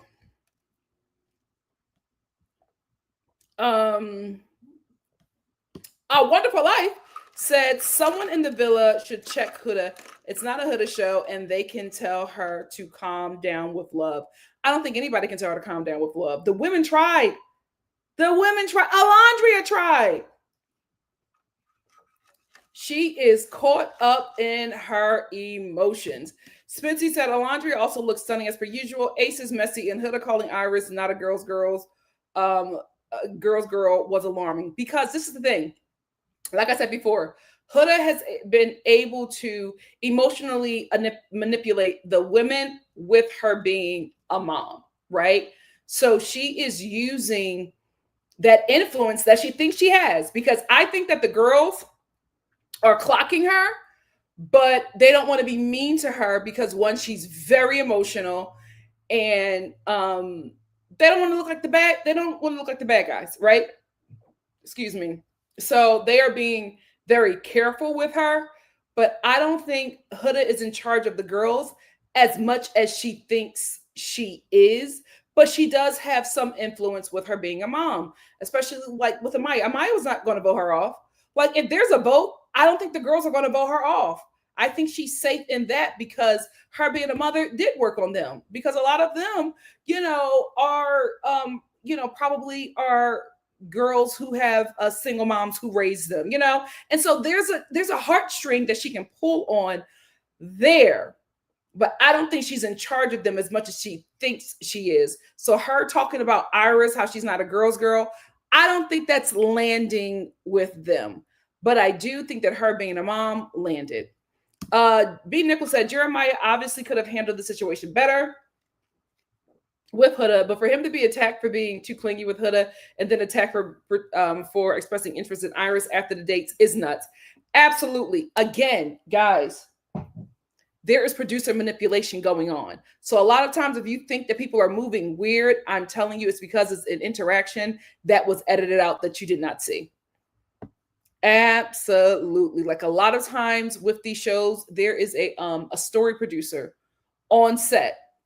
Like, so here's the thing. There's a production or editing bay, right? So in that editing bay that is not on set at all, it's at a different location. But in that editing bay is the producers, right? It's the producers. It is the editors, right? They're all in there, in this room. And then sometimes you have an associate who is over the show, but that associate works for the network. So sometimes there might be somebody from who is an executive at Peacock in that room with production, because they have to report back to Peacock what is happening, and let Peacock know that let Peacock know where the money that they invested in this show is going. So those are the people in the editing bay: an executive from Peacock, the producers, the EPs, probably a co-producer, and then you have the editors, who are, because this show is so quick, they are all watching this show and cutting it up as it's happening, right? So you have the producer saying, cut this out, put this here, do that, right? And while the producers are telling the editors how to, edit this show and get this moment, then you also have the camera guys, right? So the camera guys, they have something in their ear as well. They have I won't say earpiece, whatever. And that is from the producers. The producers are telling them, get Alondria walking. The viewers love that, So the camera guys are getting all of that, while the producer is instructing the cameraman, one of them instructing the cameraman, and another one is instructing the editor. So it's all of this going back and forth in this bay. And then you have on set. So the cameramen are on set. Audio is on set. Then you have story producers. Who are story producers?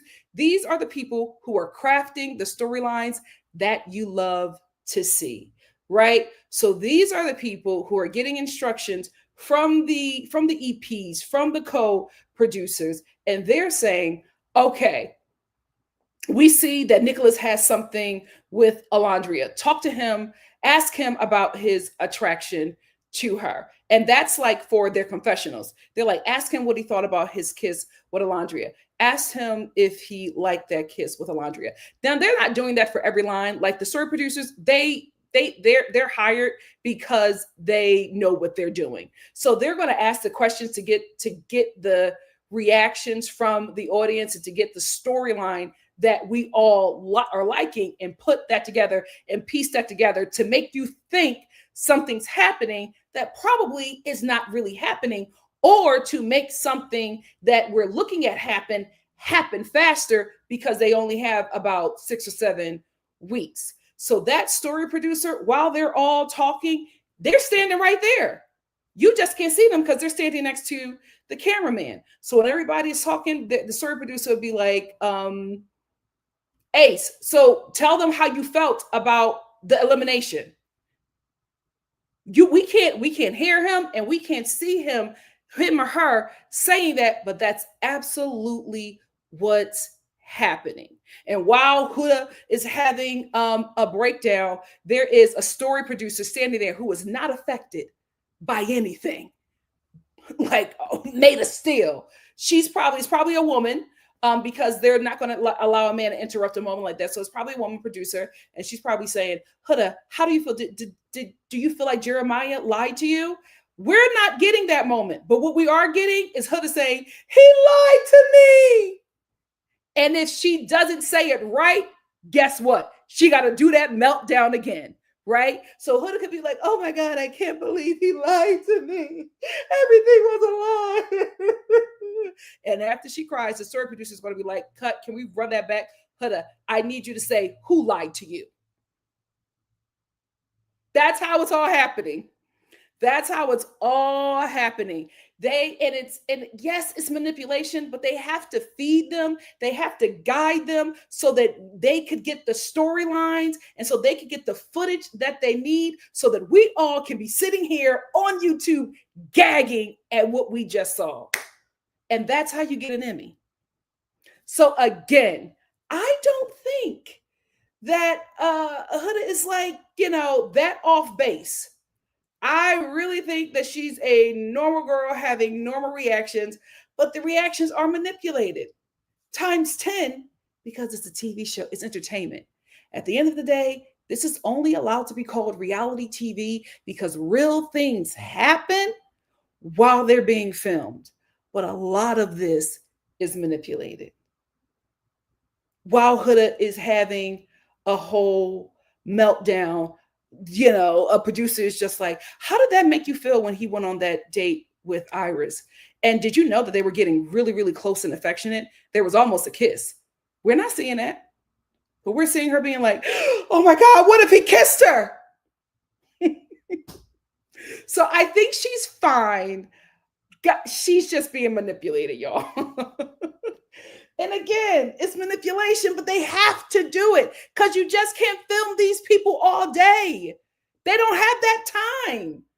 They got to get the shots because while all of that is happening, there's an executive from Peacock who is an executive that works at NBC, who is an executive who also works at Bravo. So all of them branches, they got to report to.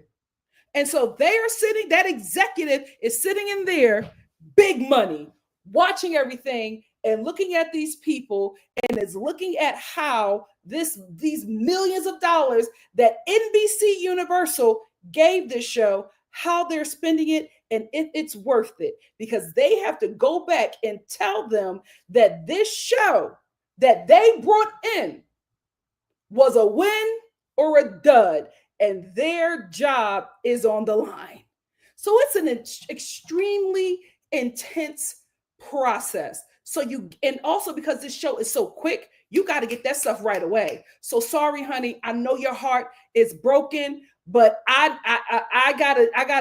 have to reason with Peacock. I have to make Peacock. I have to make NBC Universal see that the $12 million that I got for this show was worth it. So I need you to have a breakdown. So hello, story producer number 1, please tell Huda that Jeremiah almost kissed Iris on the island. And she says that, and you get this blow up, this girl rolling down the steps, but none of you know that she had to be a little poked and prodded to get to that moment. So again, Hurricane Huda had a little manipulation. Chase said, I expected it to be messy, but this was intense. It sure was. Hey, Mama Star, thank you for being here. Mom, you have to catch up. You're like an episode behind. Jen said, at this point, I feel like the men are playing the game and the women are looking for love. Jen, It's always like that, and I hate it. That's why I will always rock with Justine. The men did her dirty one time. She learned her lesson, and ever since then, she's been about her money. She's been about her money, but the girls always are like that. That's why I'm just like, before you come on the show, check in with Justine. Figure out how to play this game and get the bag. But they come here and they fall in love with these mediocre boys. It's so disappointing.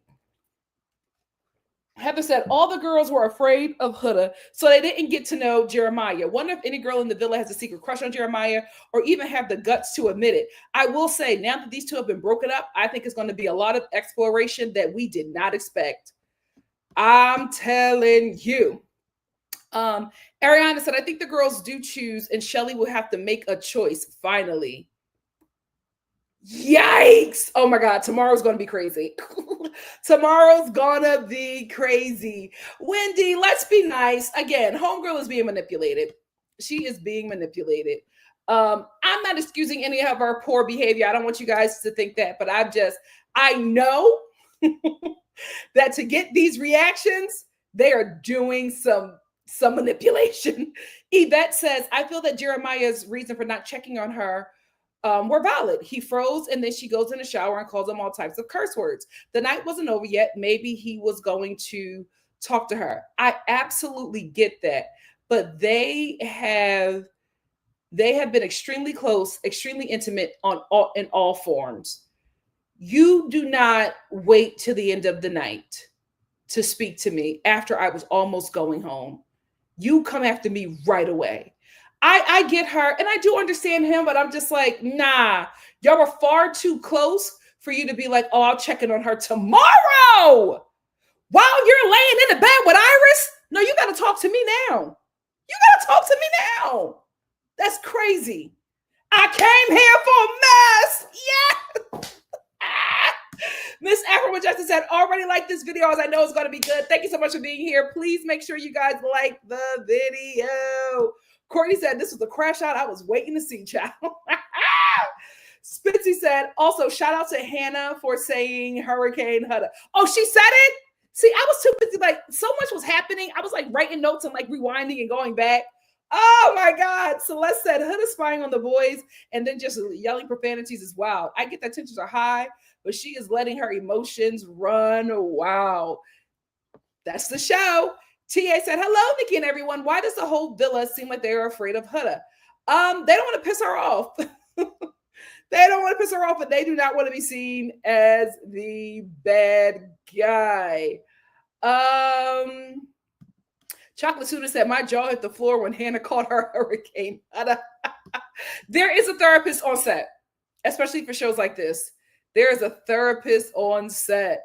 Hey, Nigerian Barry. Nigerian Barry said, if I was Iris, when I heard Huda wanted to pull me for a chat, I would have hid.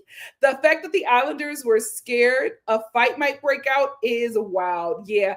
I wonder what is happening there. And that's why I'm thinking when the boys were having a conversation around the fireplace and Ace just like immediately stopped the conversation and Taylor turned around, I think something happened.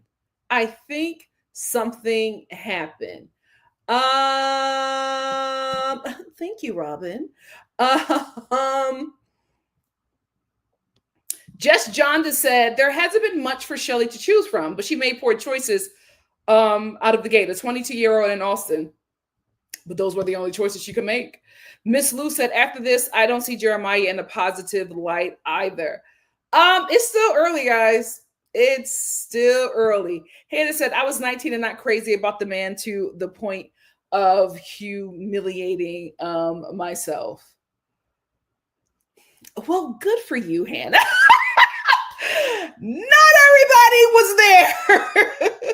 24. She's a 24-year-old mom. She's still a 19-year-old girl. We talked about this, Amario. Hannah became a mom at 19. That's where Huda became a mom at 19. That's when she stopped being Huda and clocked into being a mom. I think she stopped growing at the rate that a young person with no responsibilities would grow, because she had to stop everything and become a mom. And I think she's probably, the mom part of her is probably great, But when she's not a mom and she's just left to herself, there's a lot of growing that has to happen there. And I think that she's done it. I think she stopped growing as a person at 19 to become a mom. And like we talked about this, like when girls, women who have been moms like their entire young adulthood, when like the kids, when they're empty nesters in like their 40s or 50s, they don't know who the hell they are. They're rediscovering who they are. And a lot of them are going back to the point where they became a mom and trying to piece themselves together in who they are outside of being a mother. So I think that's what we're dealing with. I think we're dealing with somebody when she's not in mommy mode. I think we're still dealing with a 19-year-old.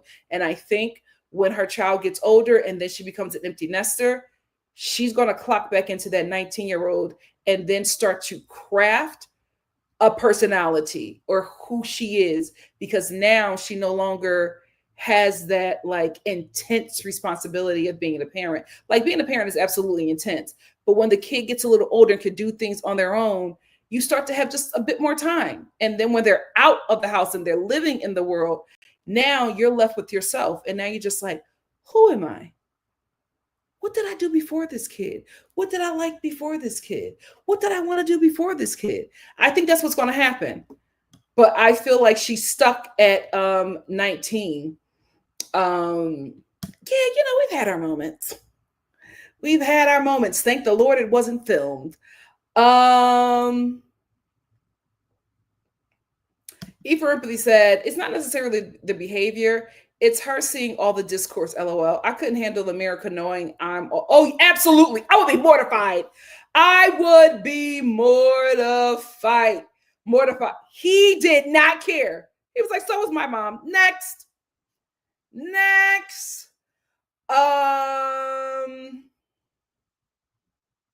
BY says, I haven't watched this episode yet, but I want to listen to your live review. Oh, thank you so much. You're so sweet. No, Jennifer. No, it's fine. Everybody has their own journey. TA says, Huda will be getting brand deals, etc. She knew what she was doing going on a show like this. No, at this point, guys, this show was so huge. Everybody is coming on this show for an opportunity. The money, okay, but it's really an opportunity because of what has happened to the cast of season 6. Like the cast of season 6 came out and they were immediately signed. A lot of them were signed to like UTA, WME. Those are huge agencies in LA. Like, I'm sorry, not in LA, the globe. Like, when you sign with them, you're going to work, you're going to get money. There are great opportunities that can come to you from this show. So at this point, I'm sorry. Same thing happened with Love is Blind. At this point, I'm sorry. People are not going to be coming to this show for love. People are not going to be coming to the show to get booed up. People are going to come to this show to become actors, to become full-time influencers.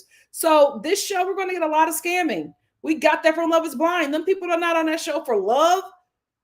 They're on that show because they become instant C or D-list celebrities. Who cares if they're a C or D-list celebrity? They were just a Wendy's shift manager. Now they got almost 1 million followers and they're getting brand deals from, Crest Whitening toothpaste. And that's paying their rent for the whole year. That's what we're going to be dealing with. The cast of Love Island UK season 5, none of them went back to a regular job. None of them. They're all podcasters and models and, hosts. They all had great opportunities to come from this. UK Corbin Blue, every time he comes up on my Instagram feed, Bussy is out. Full-time model, spread eagle. Like, let me tell you something. He is making the most of those 15 minutes. This is a great opportunity. So get ready. You're going to be like, oh my God, they're not here for love. Nobody is going to be. Nobody is coming here for love. They're coming here for brand deals and they won't give it up. They are coming for money.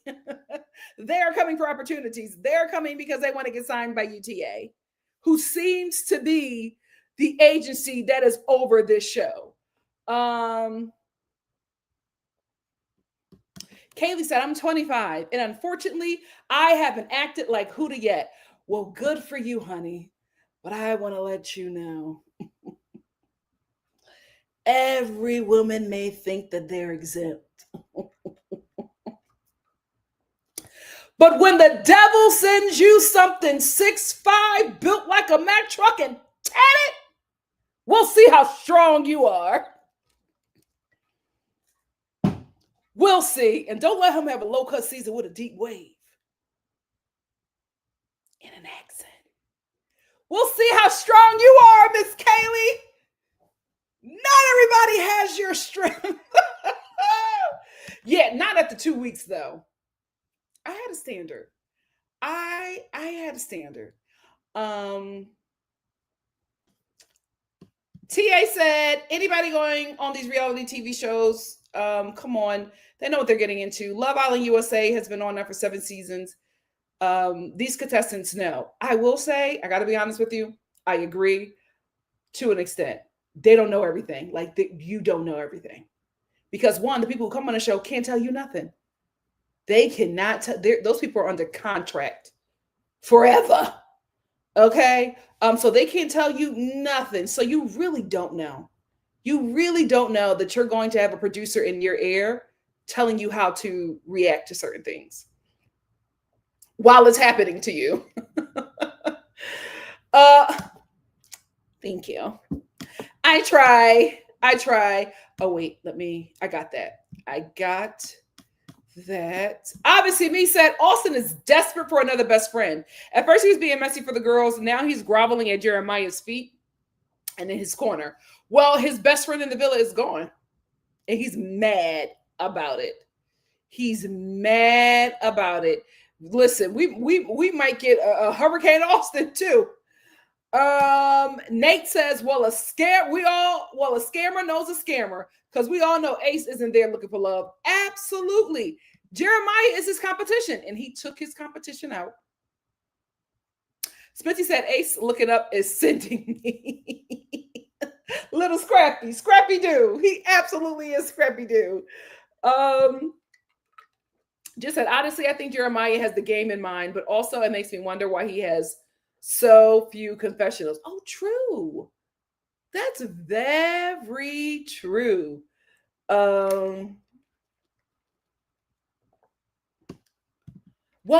Listen, we talked about this. I said when he finds out America doesn't see him how he's thinking that he sees them, it's going to be lights for them. I didn't think it would be so quickly. Kaylee said, difference is Taylor want to be there with his homeboys and Jeremiah wants the money. Yeah. Kaylee also said, Jeremiah is a scammer. My thing is Taylor is pretending to like Alondria the same way Jeremiah is pretending to like Huda. Probably the same way Nick is pretending to like Sierra when he really want Alondria. Nick Alondria Hobb, I'm playing.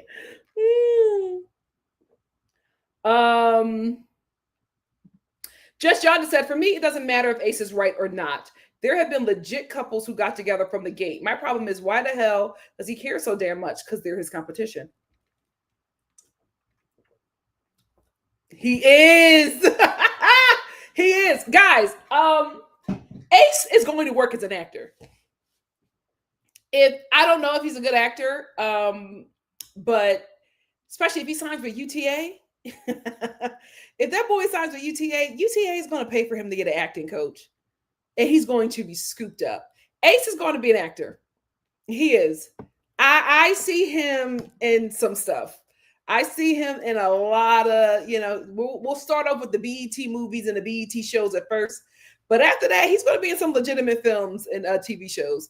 Jasmine also said, I think two things can be right at the same time. Huda and Jeremiah don't need to be together. But if Jeremiah actually likes Huda, he should have checked on her. I agree.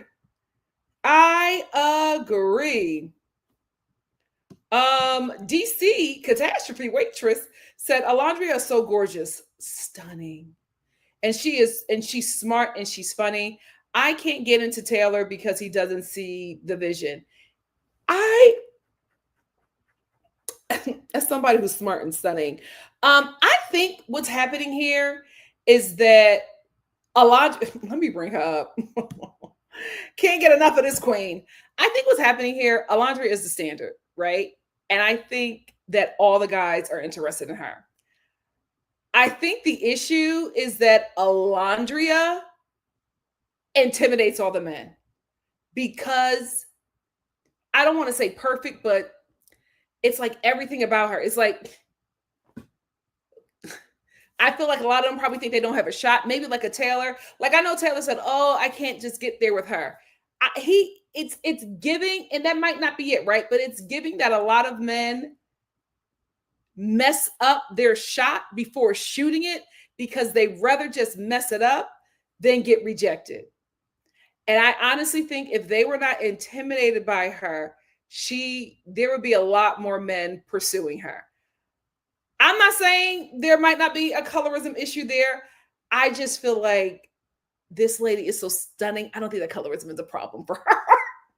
In this area, there might be in other areas. I'm not, I'm a chocolate child. And I've been dark chocolate longer than her, so I know what these streets is like.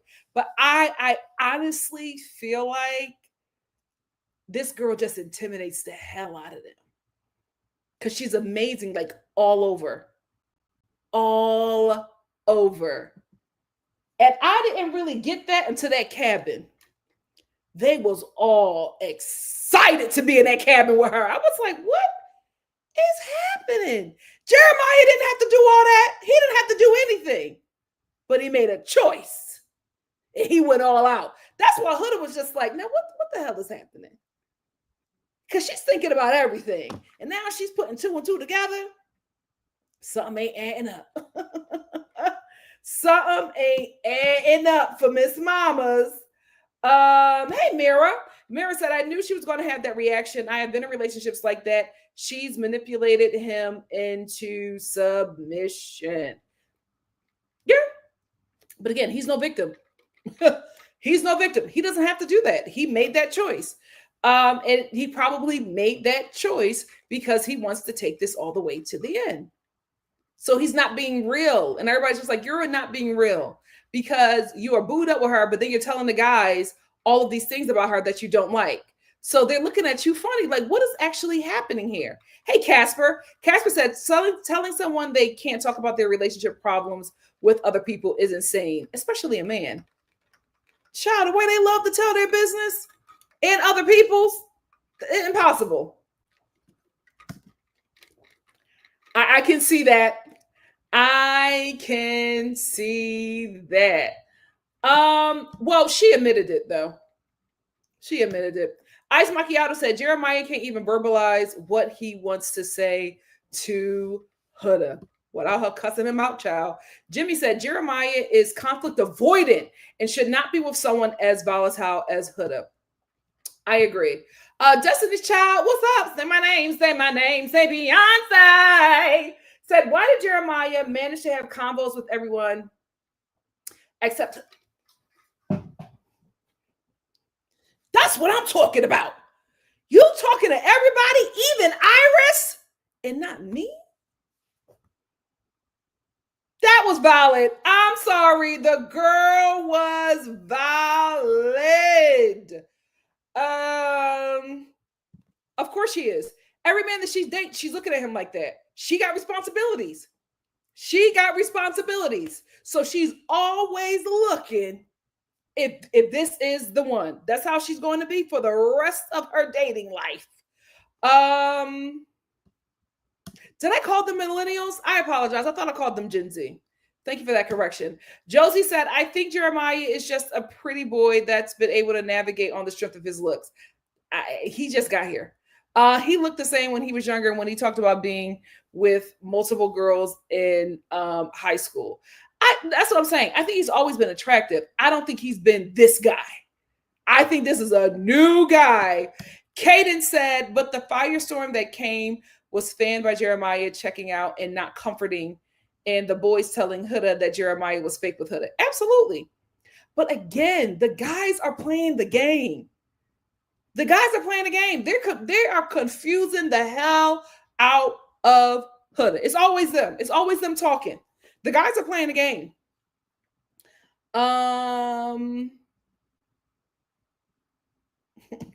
Listen, money well spent. Whatever that girl did to herself, it worked. She looks great. Jess Yada said the Netflix girl who keeps trying to put Jeremiah on blast is putting 20 on 10. She is an admitted aspiring reality TV show career girl. She is trying anything to get on the show. Wouldn't you? She sees how these people's lives are changed. She want that too. She want that too. They're all fighting. Oh, thank you. I'm sorry for calling them millennials. I meant Gen Z. Destiny said Huda is way too codependent and she needs to work on herself. Agreed. She works hard on her body, but she needs to work on herself. Give her time. Miss Sexo Beat said they should not have been okay. That can make you act like that sometimes when you feel like you gave too much of yourself. Yes. And women tend to do this a lot, especially young women. And the issue is that you were thinking that this intimacy that you are doing with this guy is going to make him be more committed to you. No. That doesn't, for a lot of guys, it's just doesn't really mean that much. Not all of them, but and she's doing that because that is how women are raised, right? It's just like, oh, your clam is your treasure. You should always treasure it and give it to the right guy because that's something very, very, precious to you, and you don't give your clam away to every guy. It's very special, and when you do give it to that special guy, it's because you and him are in a relationship and you're working towards marriage, or you don't give your clam to him until you're married because it's so special and so precious. But that doesn't work, right? Because the men are raised to be hoes until they get to their old age and want to settle down. They're told to go out there, sow your royal oats, right? Go sleep with whoever you can, be a man, do all of these things. And then when you start to get older and out of your prime, then settle down and be somebody's husband and daddy. Two very conflicting ways to be raised, and you're supposed to come together and work out. How? She's told that if he wants to sleep with her, then that means that he really likes her. And that's why she waited with her precious clam until this moment. And she opened up herself and she gave that to him because she thought that this would let him know that she cares about him and wants this relationship to go to the next level. He's raised to bang her and then get another one. Then when you're 40, that's when you try to figure it out. Get as many precious clams as you can. And then figure it out later in life.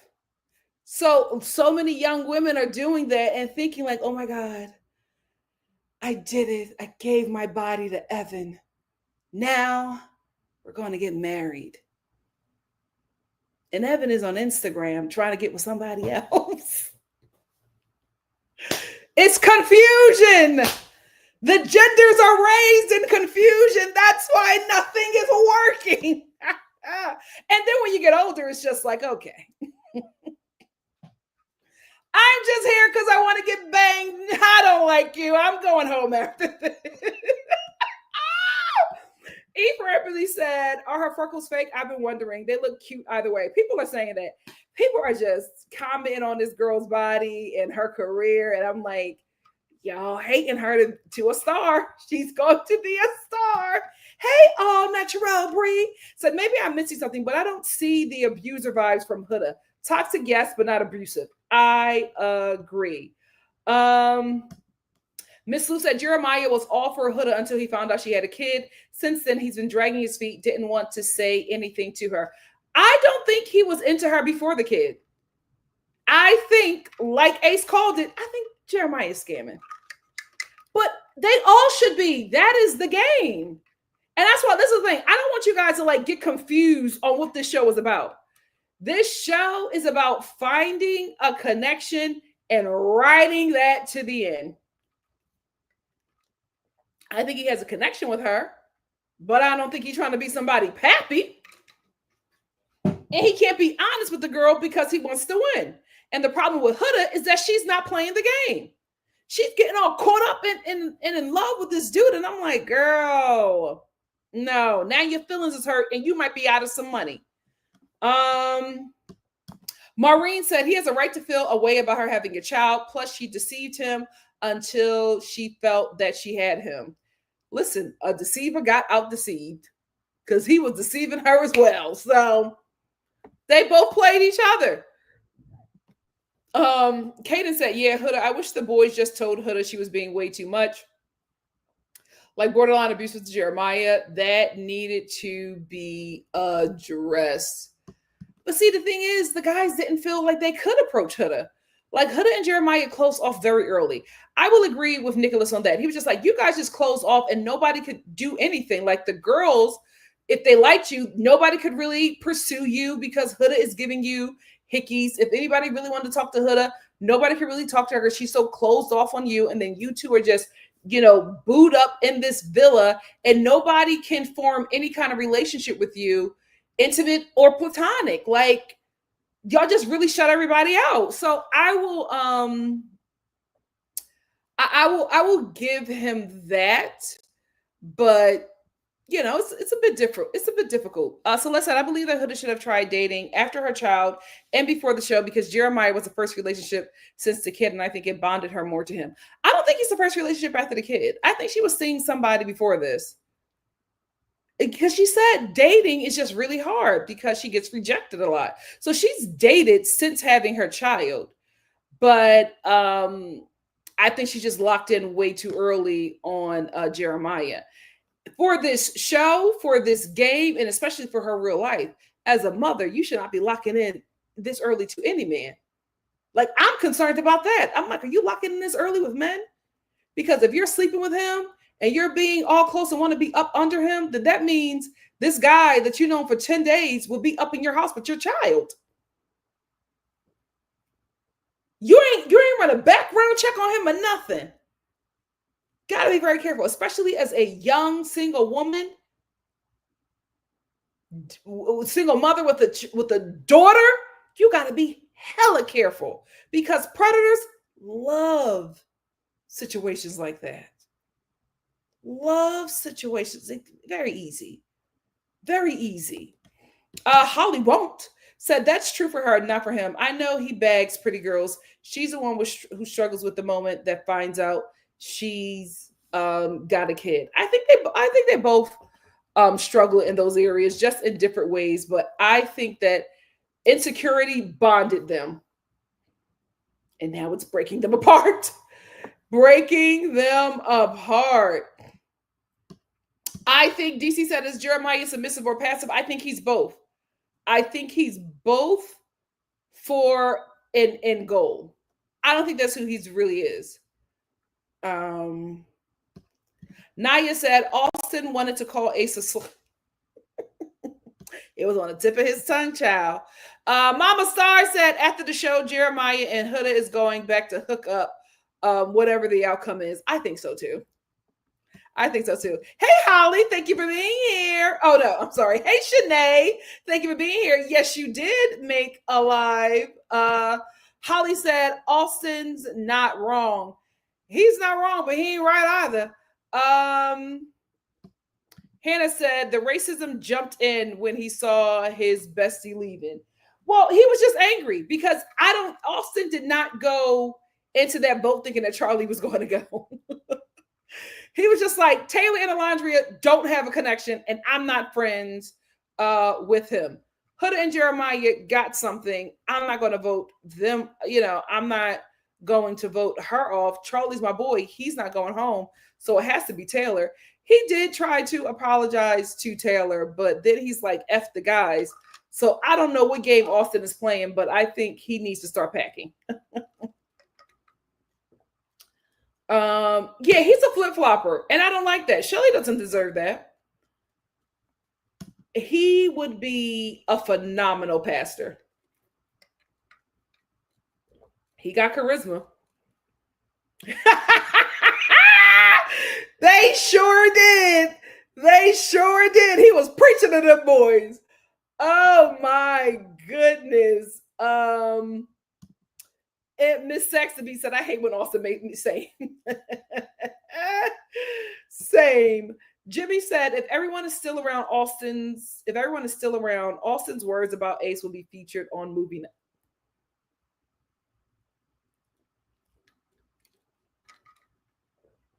Ciao. Oh, he absolutely clocked Ace. See, this is the thing. Austin is clocking Ace. Ace is clocking Jeremiah. Nick is clocking everybody. OMG. Holly, girl, I don't want to block you. Holly said, Austin doesn't come off as racist. Sorry. If you don't like him, that's fine. We are saying these things about Austin being racist because he is, honey. I think it's still there. If you want to go to his TikTok, you can check his reposts. Scary stuff, dark web stuff he's reposting on a public platform. So that is why we are that's why we have the opinions on Austin that we do, because from his reposts, he wouldn't be anywhere near the people that is in their villa. So I'm just going to assume that you don't know that. And I'm going to let you rock. No more violations after this. Godspeed. Godspeed. Busy said, Austin just plays slow. He's more, absolutely. He's more clocked in than he's seen. He also voted for Taylor because he doesn't really like Alondria like that. And that's Austin's bestie. No, I think he voted for Taylor because he don't like Ace. He don't like Ace. He does not like Ace. Well, I think he's saying what he needs to say to stay on the show. Austin and Shelly are doing the same thing. They are patronizing each other until somebody that they like is receptive to them. And the thing about it is, Shelly's not letting Austin go because Ace is unclear. He's very hot and cold with her. So she's not going to let Austin go and try to couple up with Ace because Ace plays games. Yeah, he is very, like, it's very clear that he wants to win this. Oh, they're absolutely going to have one. Probably this week, y'all. Probably this week. Nate says, Austin absolutely clocked it, and I'm glad he did. If he says that to Ace's face, we'll have some great television. We sure will. We sure will.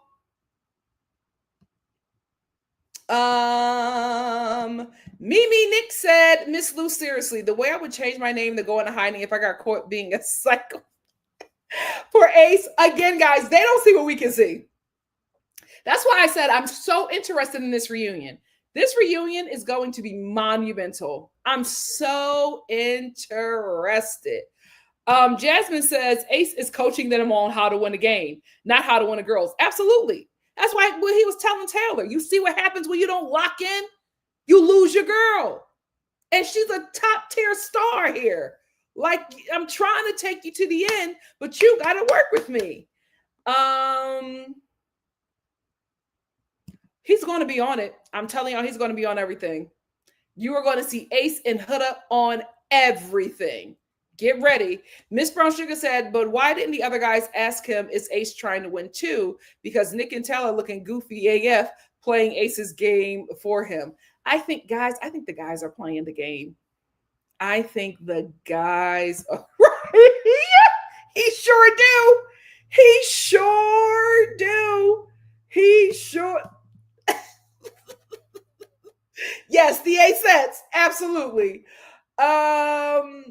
He was heated. Heated. Oh God. Kaylee said, Austin's going to be voted out soon, though. No shade. He is. He is. He is. Kaden said, yeah, Ace is in the wrong, is on the wrong show. LOL, he isn't finding love. He's just acting like a cult leader. He's doing what he got to do. But I'm telling you, him and Hood are going to have a footprint after this show. I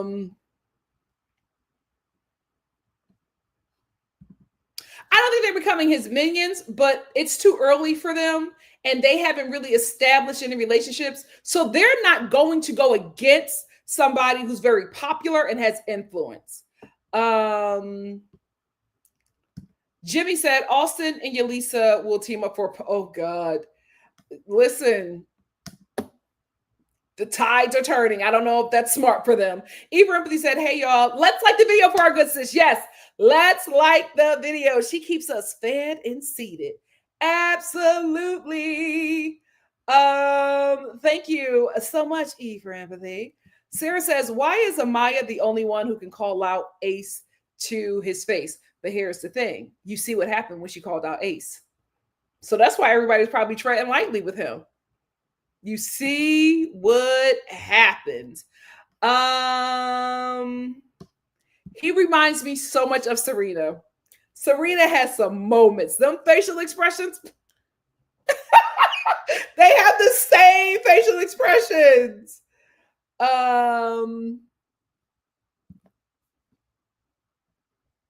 The boys don't care. They do not care. They do not care. It's our sympathy card. It only works with the girls to a certain extent. To a certain extent. Naya said, I feel like at this point, all the guys know Huda is a mom and they're just letting her reveal it one by one. I think so too. Because the way Ace reacted, there was no like, and even when we talked about it, Nicholas' reaction, I was just like, y'all know. I think all the guys know at this point. They talk more than the women. I think they know. I think they know.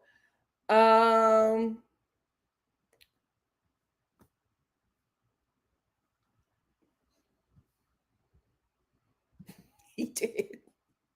He did.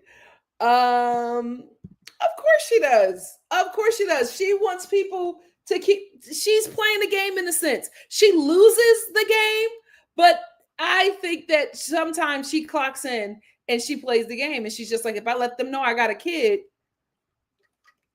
they're going to keep me here. And it's working for her because the girls are not going to vote for her. I'm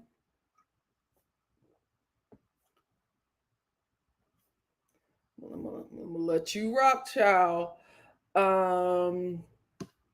Miss Lou said, you have to have a certain controlling spirit to orchestrate all those dancing TikToks he loves to do. Oh, yeah. He, like, you don't get to 1 million followers without being charming. You know, without being able to sell some good snake oil. Like, he knows what he's doing. But I also think he knows what he's doing, but he doesn't know more than these producers. Like, he's trying to own this game. And he's losing it a bit. Oh yeah, she definitely gives that. She definitely gives that. Hannah said, her filler lips bother me. She is a basic white woman. Not in LA. Not in LA. She is here for the money and the influence. Finally, a girl is playing the game. I love it. Iris does not care. Throughout that meltdown, she said, Huda, you need to explore. Kaylee said, you ain't lying, Nikki, because she's what you see every day in Cali. Yep. And she got a nice man on her shoulder. A nice one. Holly Womp said, and Huda's cankles keeps coming at people the wrong way. She'll be off the... No, she won't. No, she's going to be there a minute. She is going to be there a minute. Miss Brown Sugar said, when he's being lighthearted and messy, Ace is fun. Him dragging this Jeremiah and Huda thing only because they won't play his rules is tiring. I agree.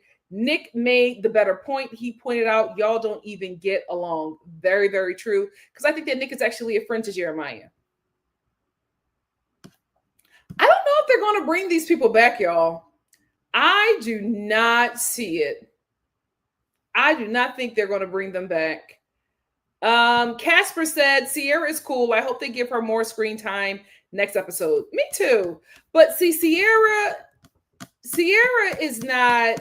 Oh, shoot. I got to get some. Oh, Lord. Whew. Yeah.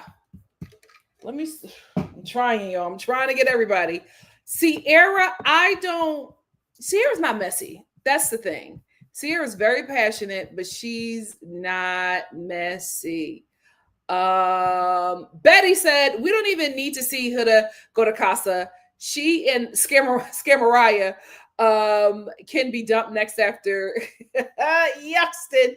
Her crash outs are draining, not entertaining at all, but production will keep her until movie night after Casa. Yeah, I want y'all to know Huda has solidified herself at least towards the end.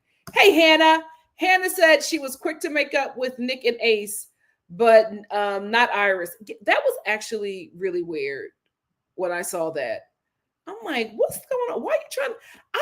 I honestly thought that Hurricane Huda was going to go after Nick and Ace. She made up with them immediately and started cussing out Jeremiah. Girl, get your head in the game. Robin said, did you notice when Jeremiah said shoulda, coulda, and said huda, she was mad in the staircase scene? She was mad the entire episode. I'm like, girl, we gotta let's get our head in the game. Mariah said, I don't know why, but I feel that Jeremiah has a two-faced vibe to me and Huda. Absolutely. Huda gets manipulative and talks down to you. They both gotta go. They will at some point, but they're going to be here for a while. Sydney said, I actually think Nick was just calling it like it is. Both need to see themselves and hear some truths. Not that anything was actually comprehended. I agree. Josie said, ironically, I'm pretty sure Huda said that she has 6 sisters in her intro. That's, if she did say that, then that makes a lot of sense, because a lot of times women who have sisters don't really focus on outside friendships. They feel like they, especially if they're close to their sisters, they feel like they don't need it. They got their sisters. That's a good observation. I got to be honest with you. I feel like Nick and Ace little too invested in what Jeremiah is doing. Unless it's gameplay, let's invest in our women. All Glenn said, I hope she gets some mental treatment when she leads and Jeremiah has shown his true colors. I hope Iris takes notes. This is the thing. They all get some kind of help after the show, but it's so bogus. It's not like the real deal, right? But I think that everybody that does reality TV absolutely needs to invest in a therapist. It's a lot. It's a lot. And especially now with social media, these people are going to have a lot of people dragging them for a long time. Like, you know, a lot of y'all a little rough here with some people. And I really hope that y'all leave it in the chat and don't go to those people's social medias, because that's a lot to take in. And we also have to realize these people are very young. Like, we got some 27-year-olds in here, but we also got a lot of people who do not have their frontal lobe.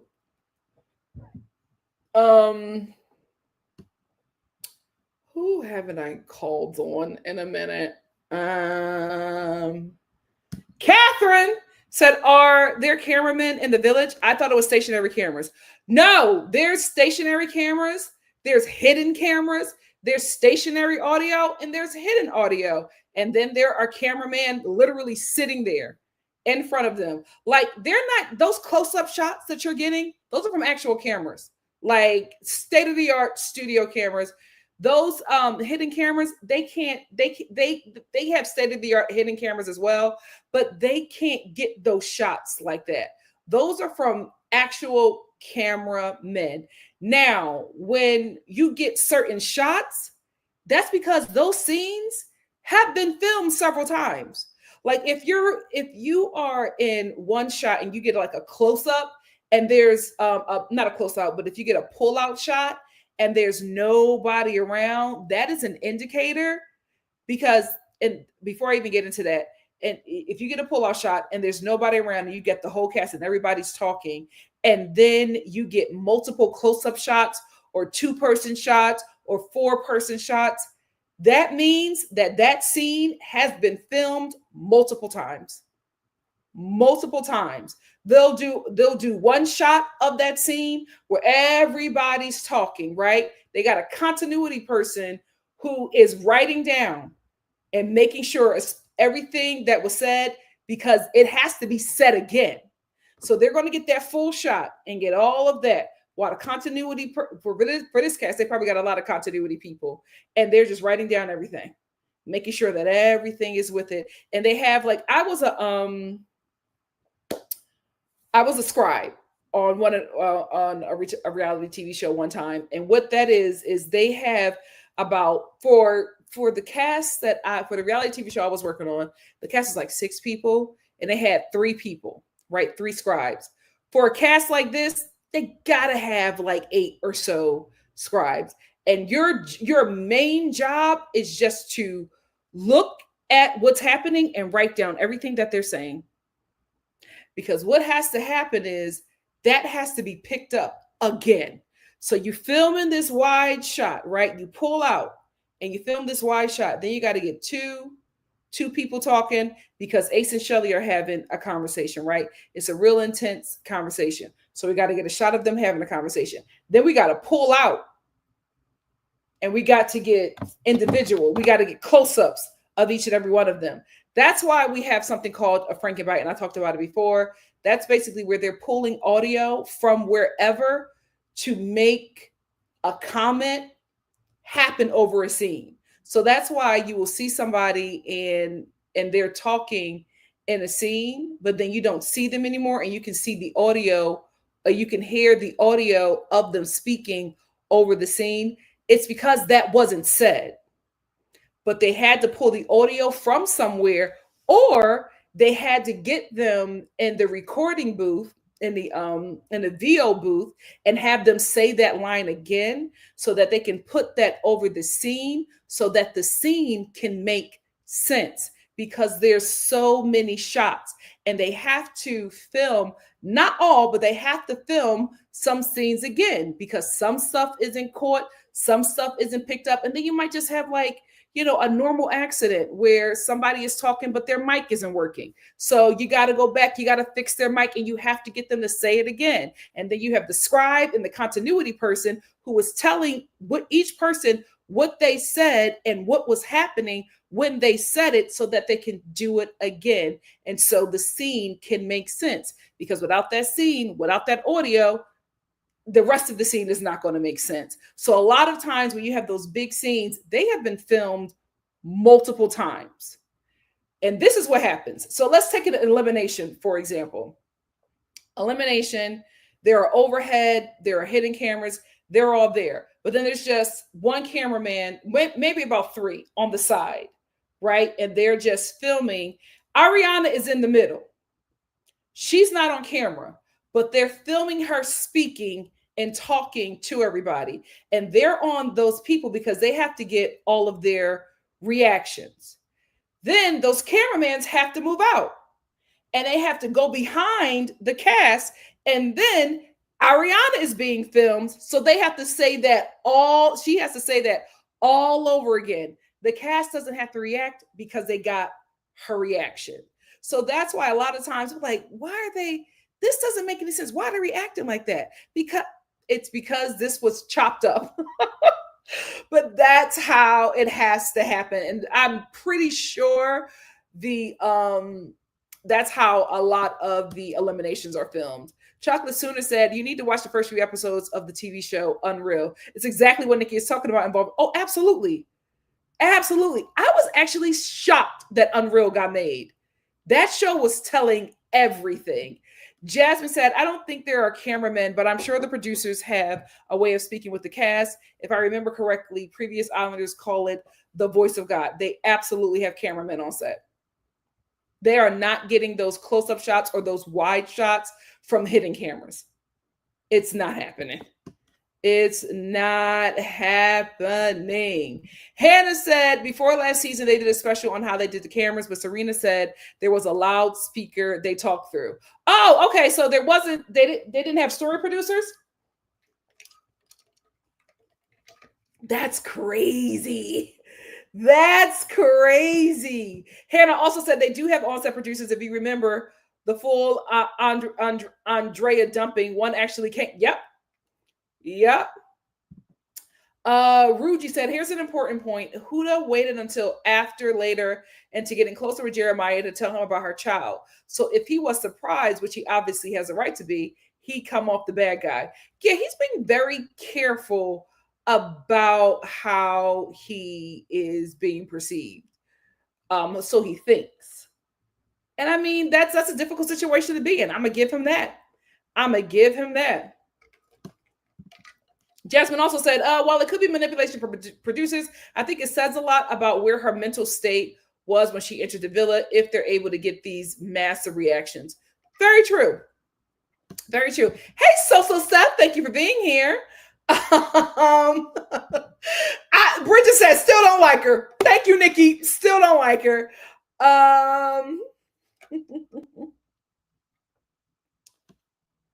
Yeah, that's very true, Hannah. One girl saw Charlie at the supermarket. She's like, Charlie is at the supermarket. And I was like, oh, they kicked them out quick.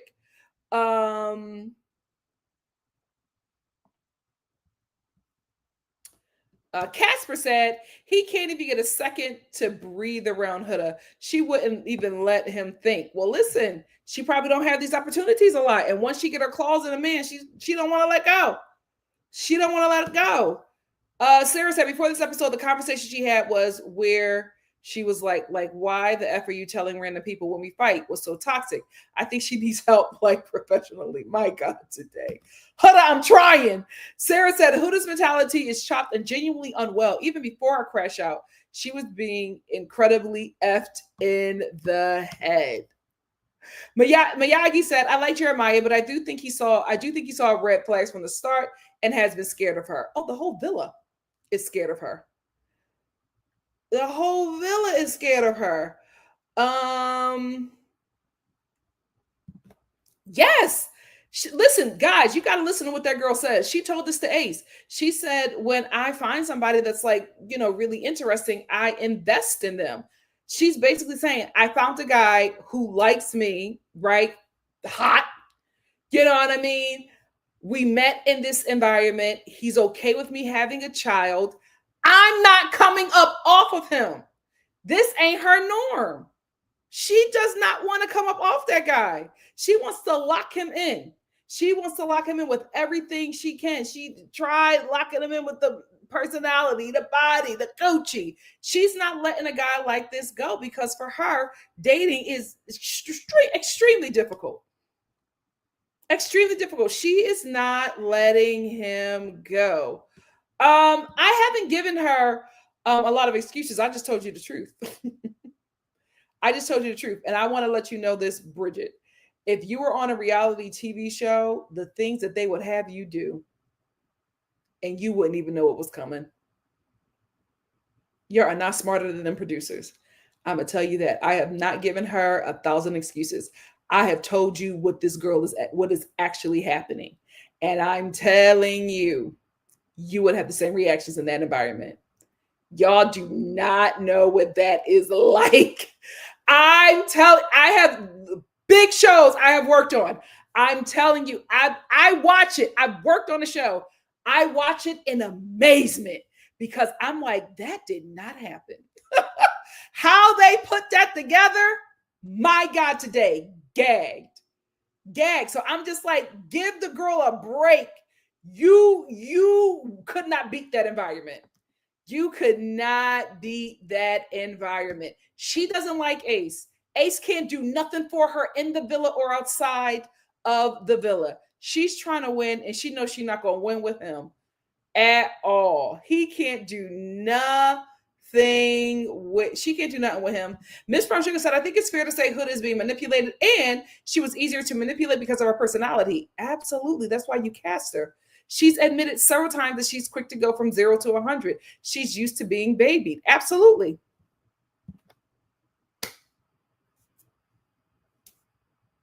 Why wouldn't he be? Why wouldn't he be?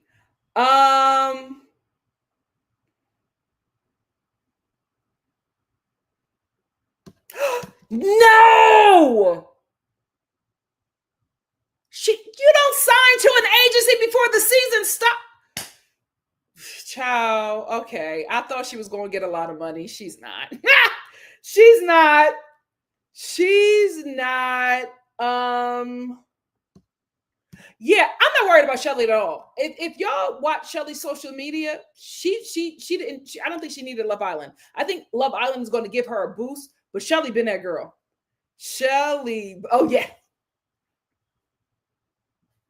The devil knows what you like. Stay woke. Stay woke. Even Empathy said I was hooted a couple times in high school, but I got lucky and blessed and met my husband at 22. Amen. Amen. Jasmine said I have acted like hooted before, and it was genuinely scary. That's why I'm afraid for those Islanders. She's a crash out, and not in a cutesy way. There's nothing cute about a crash out. It's all embarrassing. It's all embarrassing. Sarah said, why do men care when they have their own money? Do they want Jeremiah pursuing their woman? LOL. I watch him still, their connection. I'm interested to seeing who Jeremiah is going to become after this. Who he's going to form into. What personality or identity does he think America wants him to have to win this? Mr. Hughes, what's up? Said I feel bad for Jeremiah. I think he really liked Huda and the way she turned on that poor guy. I think he did like her. I think he was attracted to her. I think they probably would have had something, but I don't think he wanted a relationship with her at all. I don't think that. Hey, Colt. Colt said, I think if Jeremiah and Huda do actually stop, that Ace will be the first to try and flirt with her. That will be very interesting to see.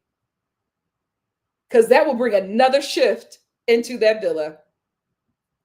That will bring another shift into that villa. And no shade, I would like to see it. Let's go.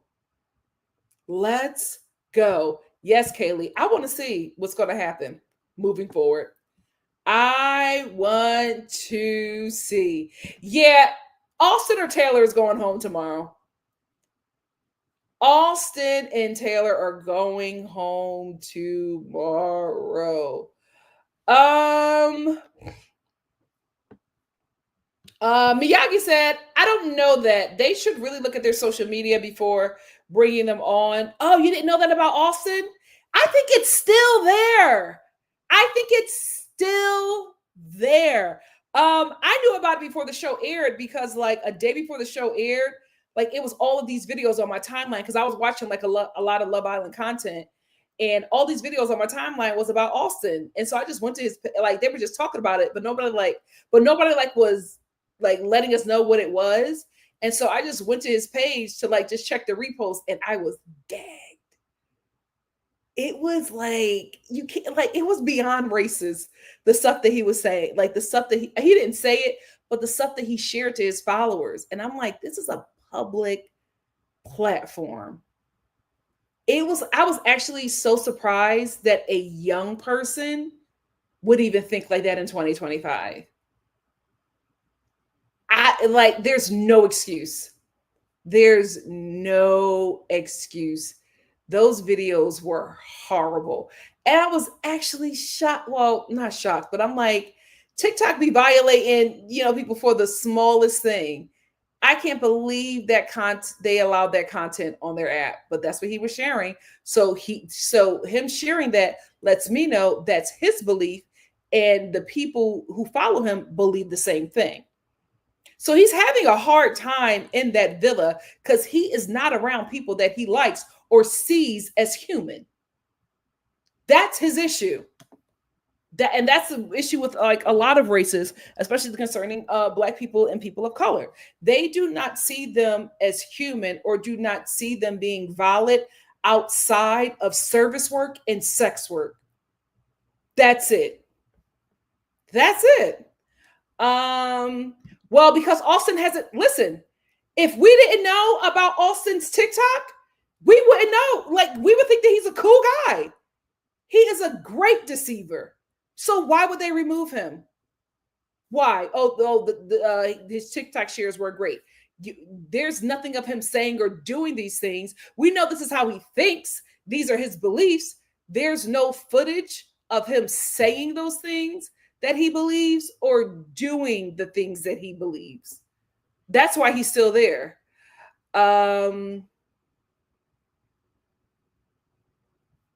Pepe said, I need a bombshell for Shelly to come in now so Shelly can pay blockhead dust. Ace is playing in Shelly's face. I also think that Shelly's just buying time as well. I think she's playing the game. Josie said Alondria was saying that he and Austin are best, that she and Austin are besties. So I think Austin voted the way he did to rebel against the ASETs. That name is hilarious. Thank you. We're oh my god, we're at 2 hours and 30 minutes. Let me get a couple current ones and then I'll let y'all get on out of here. Tiffany said, well, they might not have a continuity person on Drag Race because you can see where it was chopped.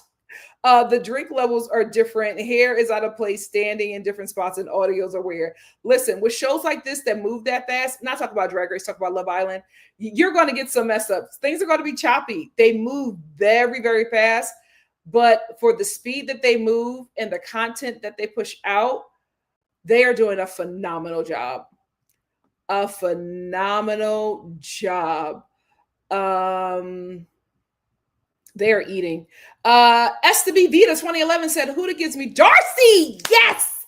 From 90 Day. The golden Jessie years. I hope viewers see it someday. She's gold. That's why Darcy is paid.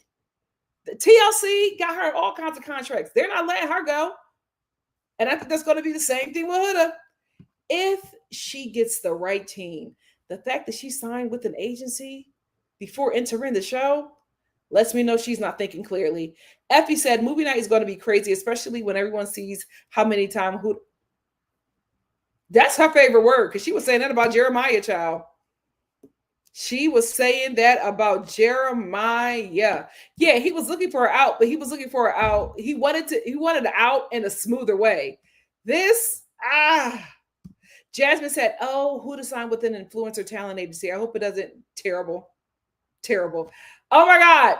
Please do not sign with an influencer or talent agency before you enter the villa. You are literally going to have legitimate agencies looking at you. Big ones. Do not do that. I hope she got a good lawyer to get her out that contract. She is shooting herself in the foot. She is shooting herself in the foot.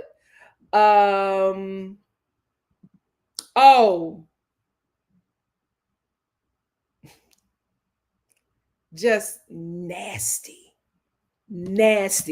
Rain said, I saw a new post from his friend talking about where were we on January 6th? Can't validate it 100%, but haven't seen it refuted. Listen, from the stuff he shared, he probably was there. He probably was there.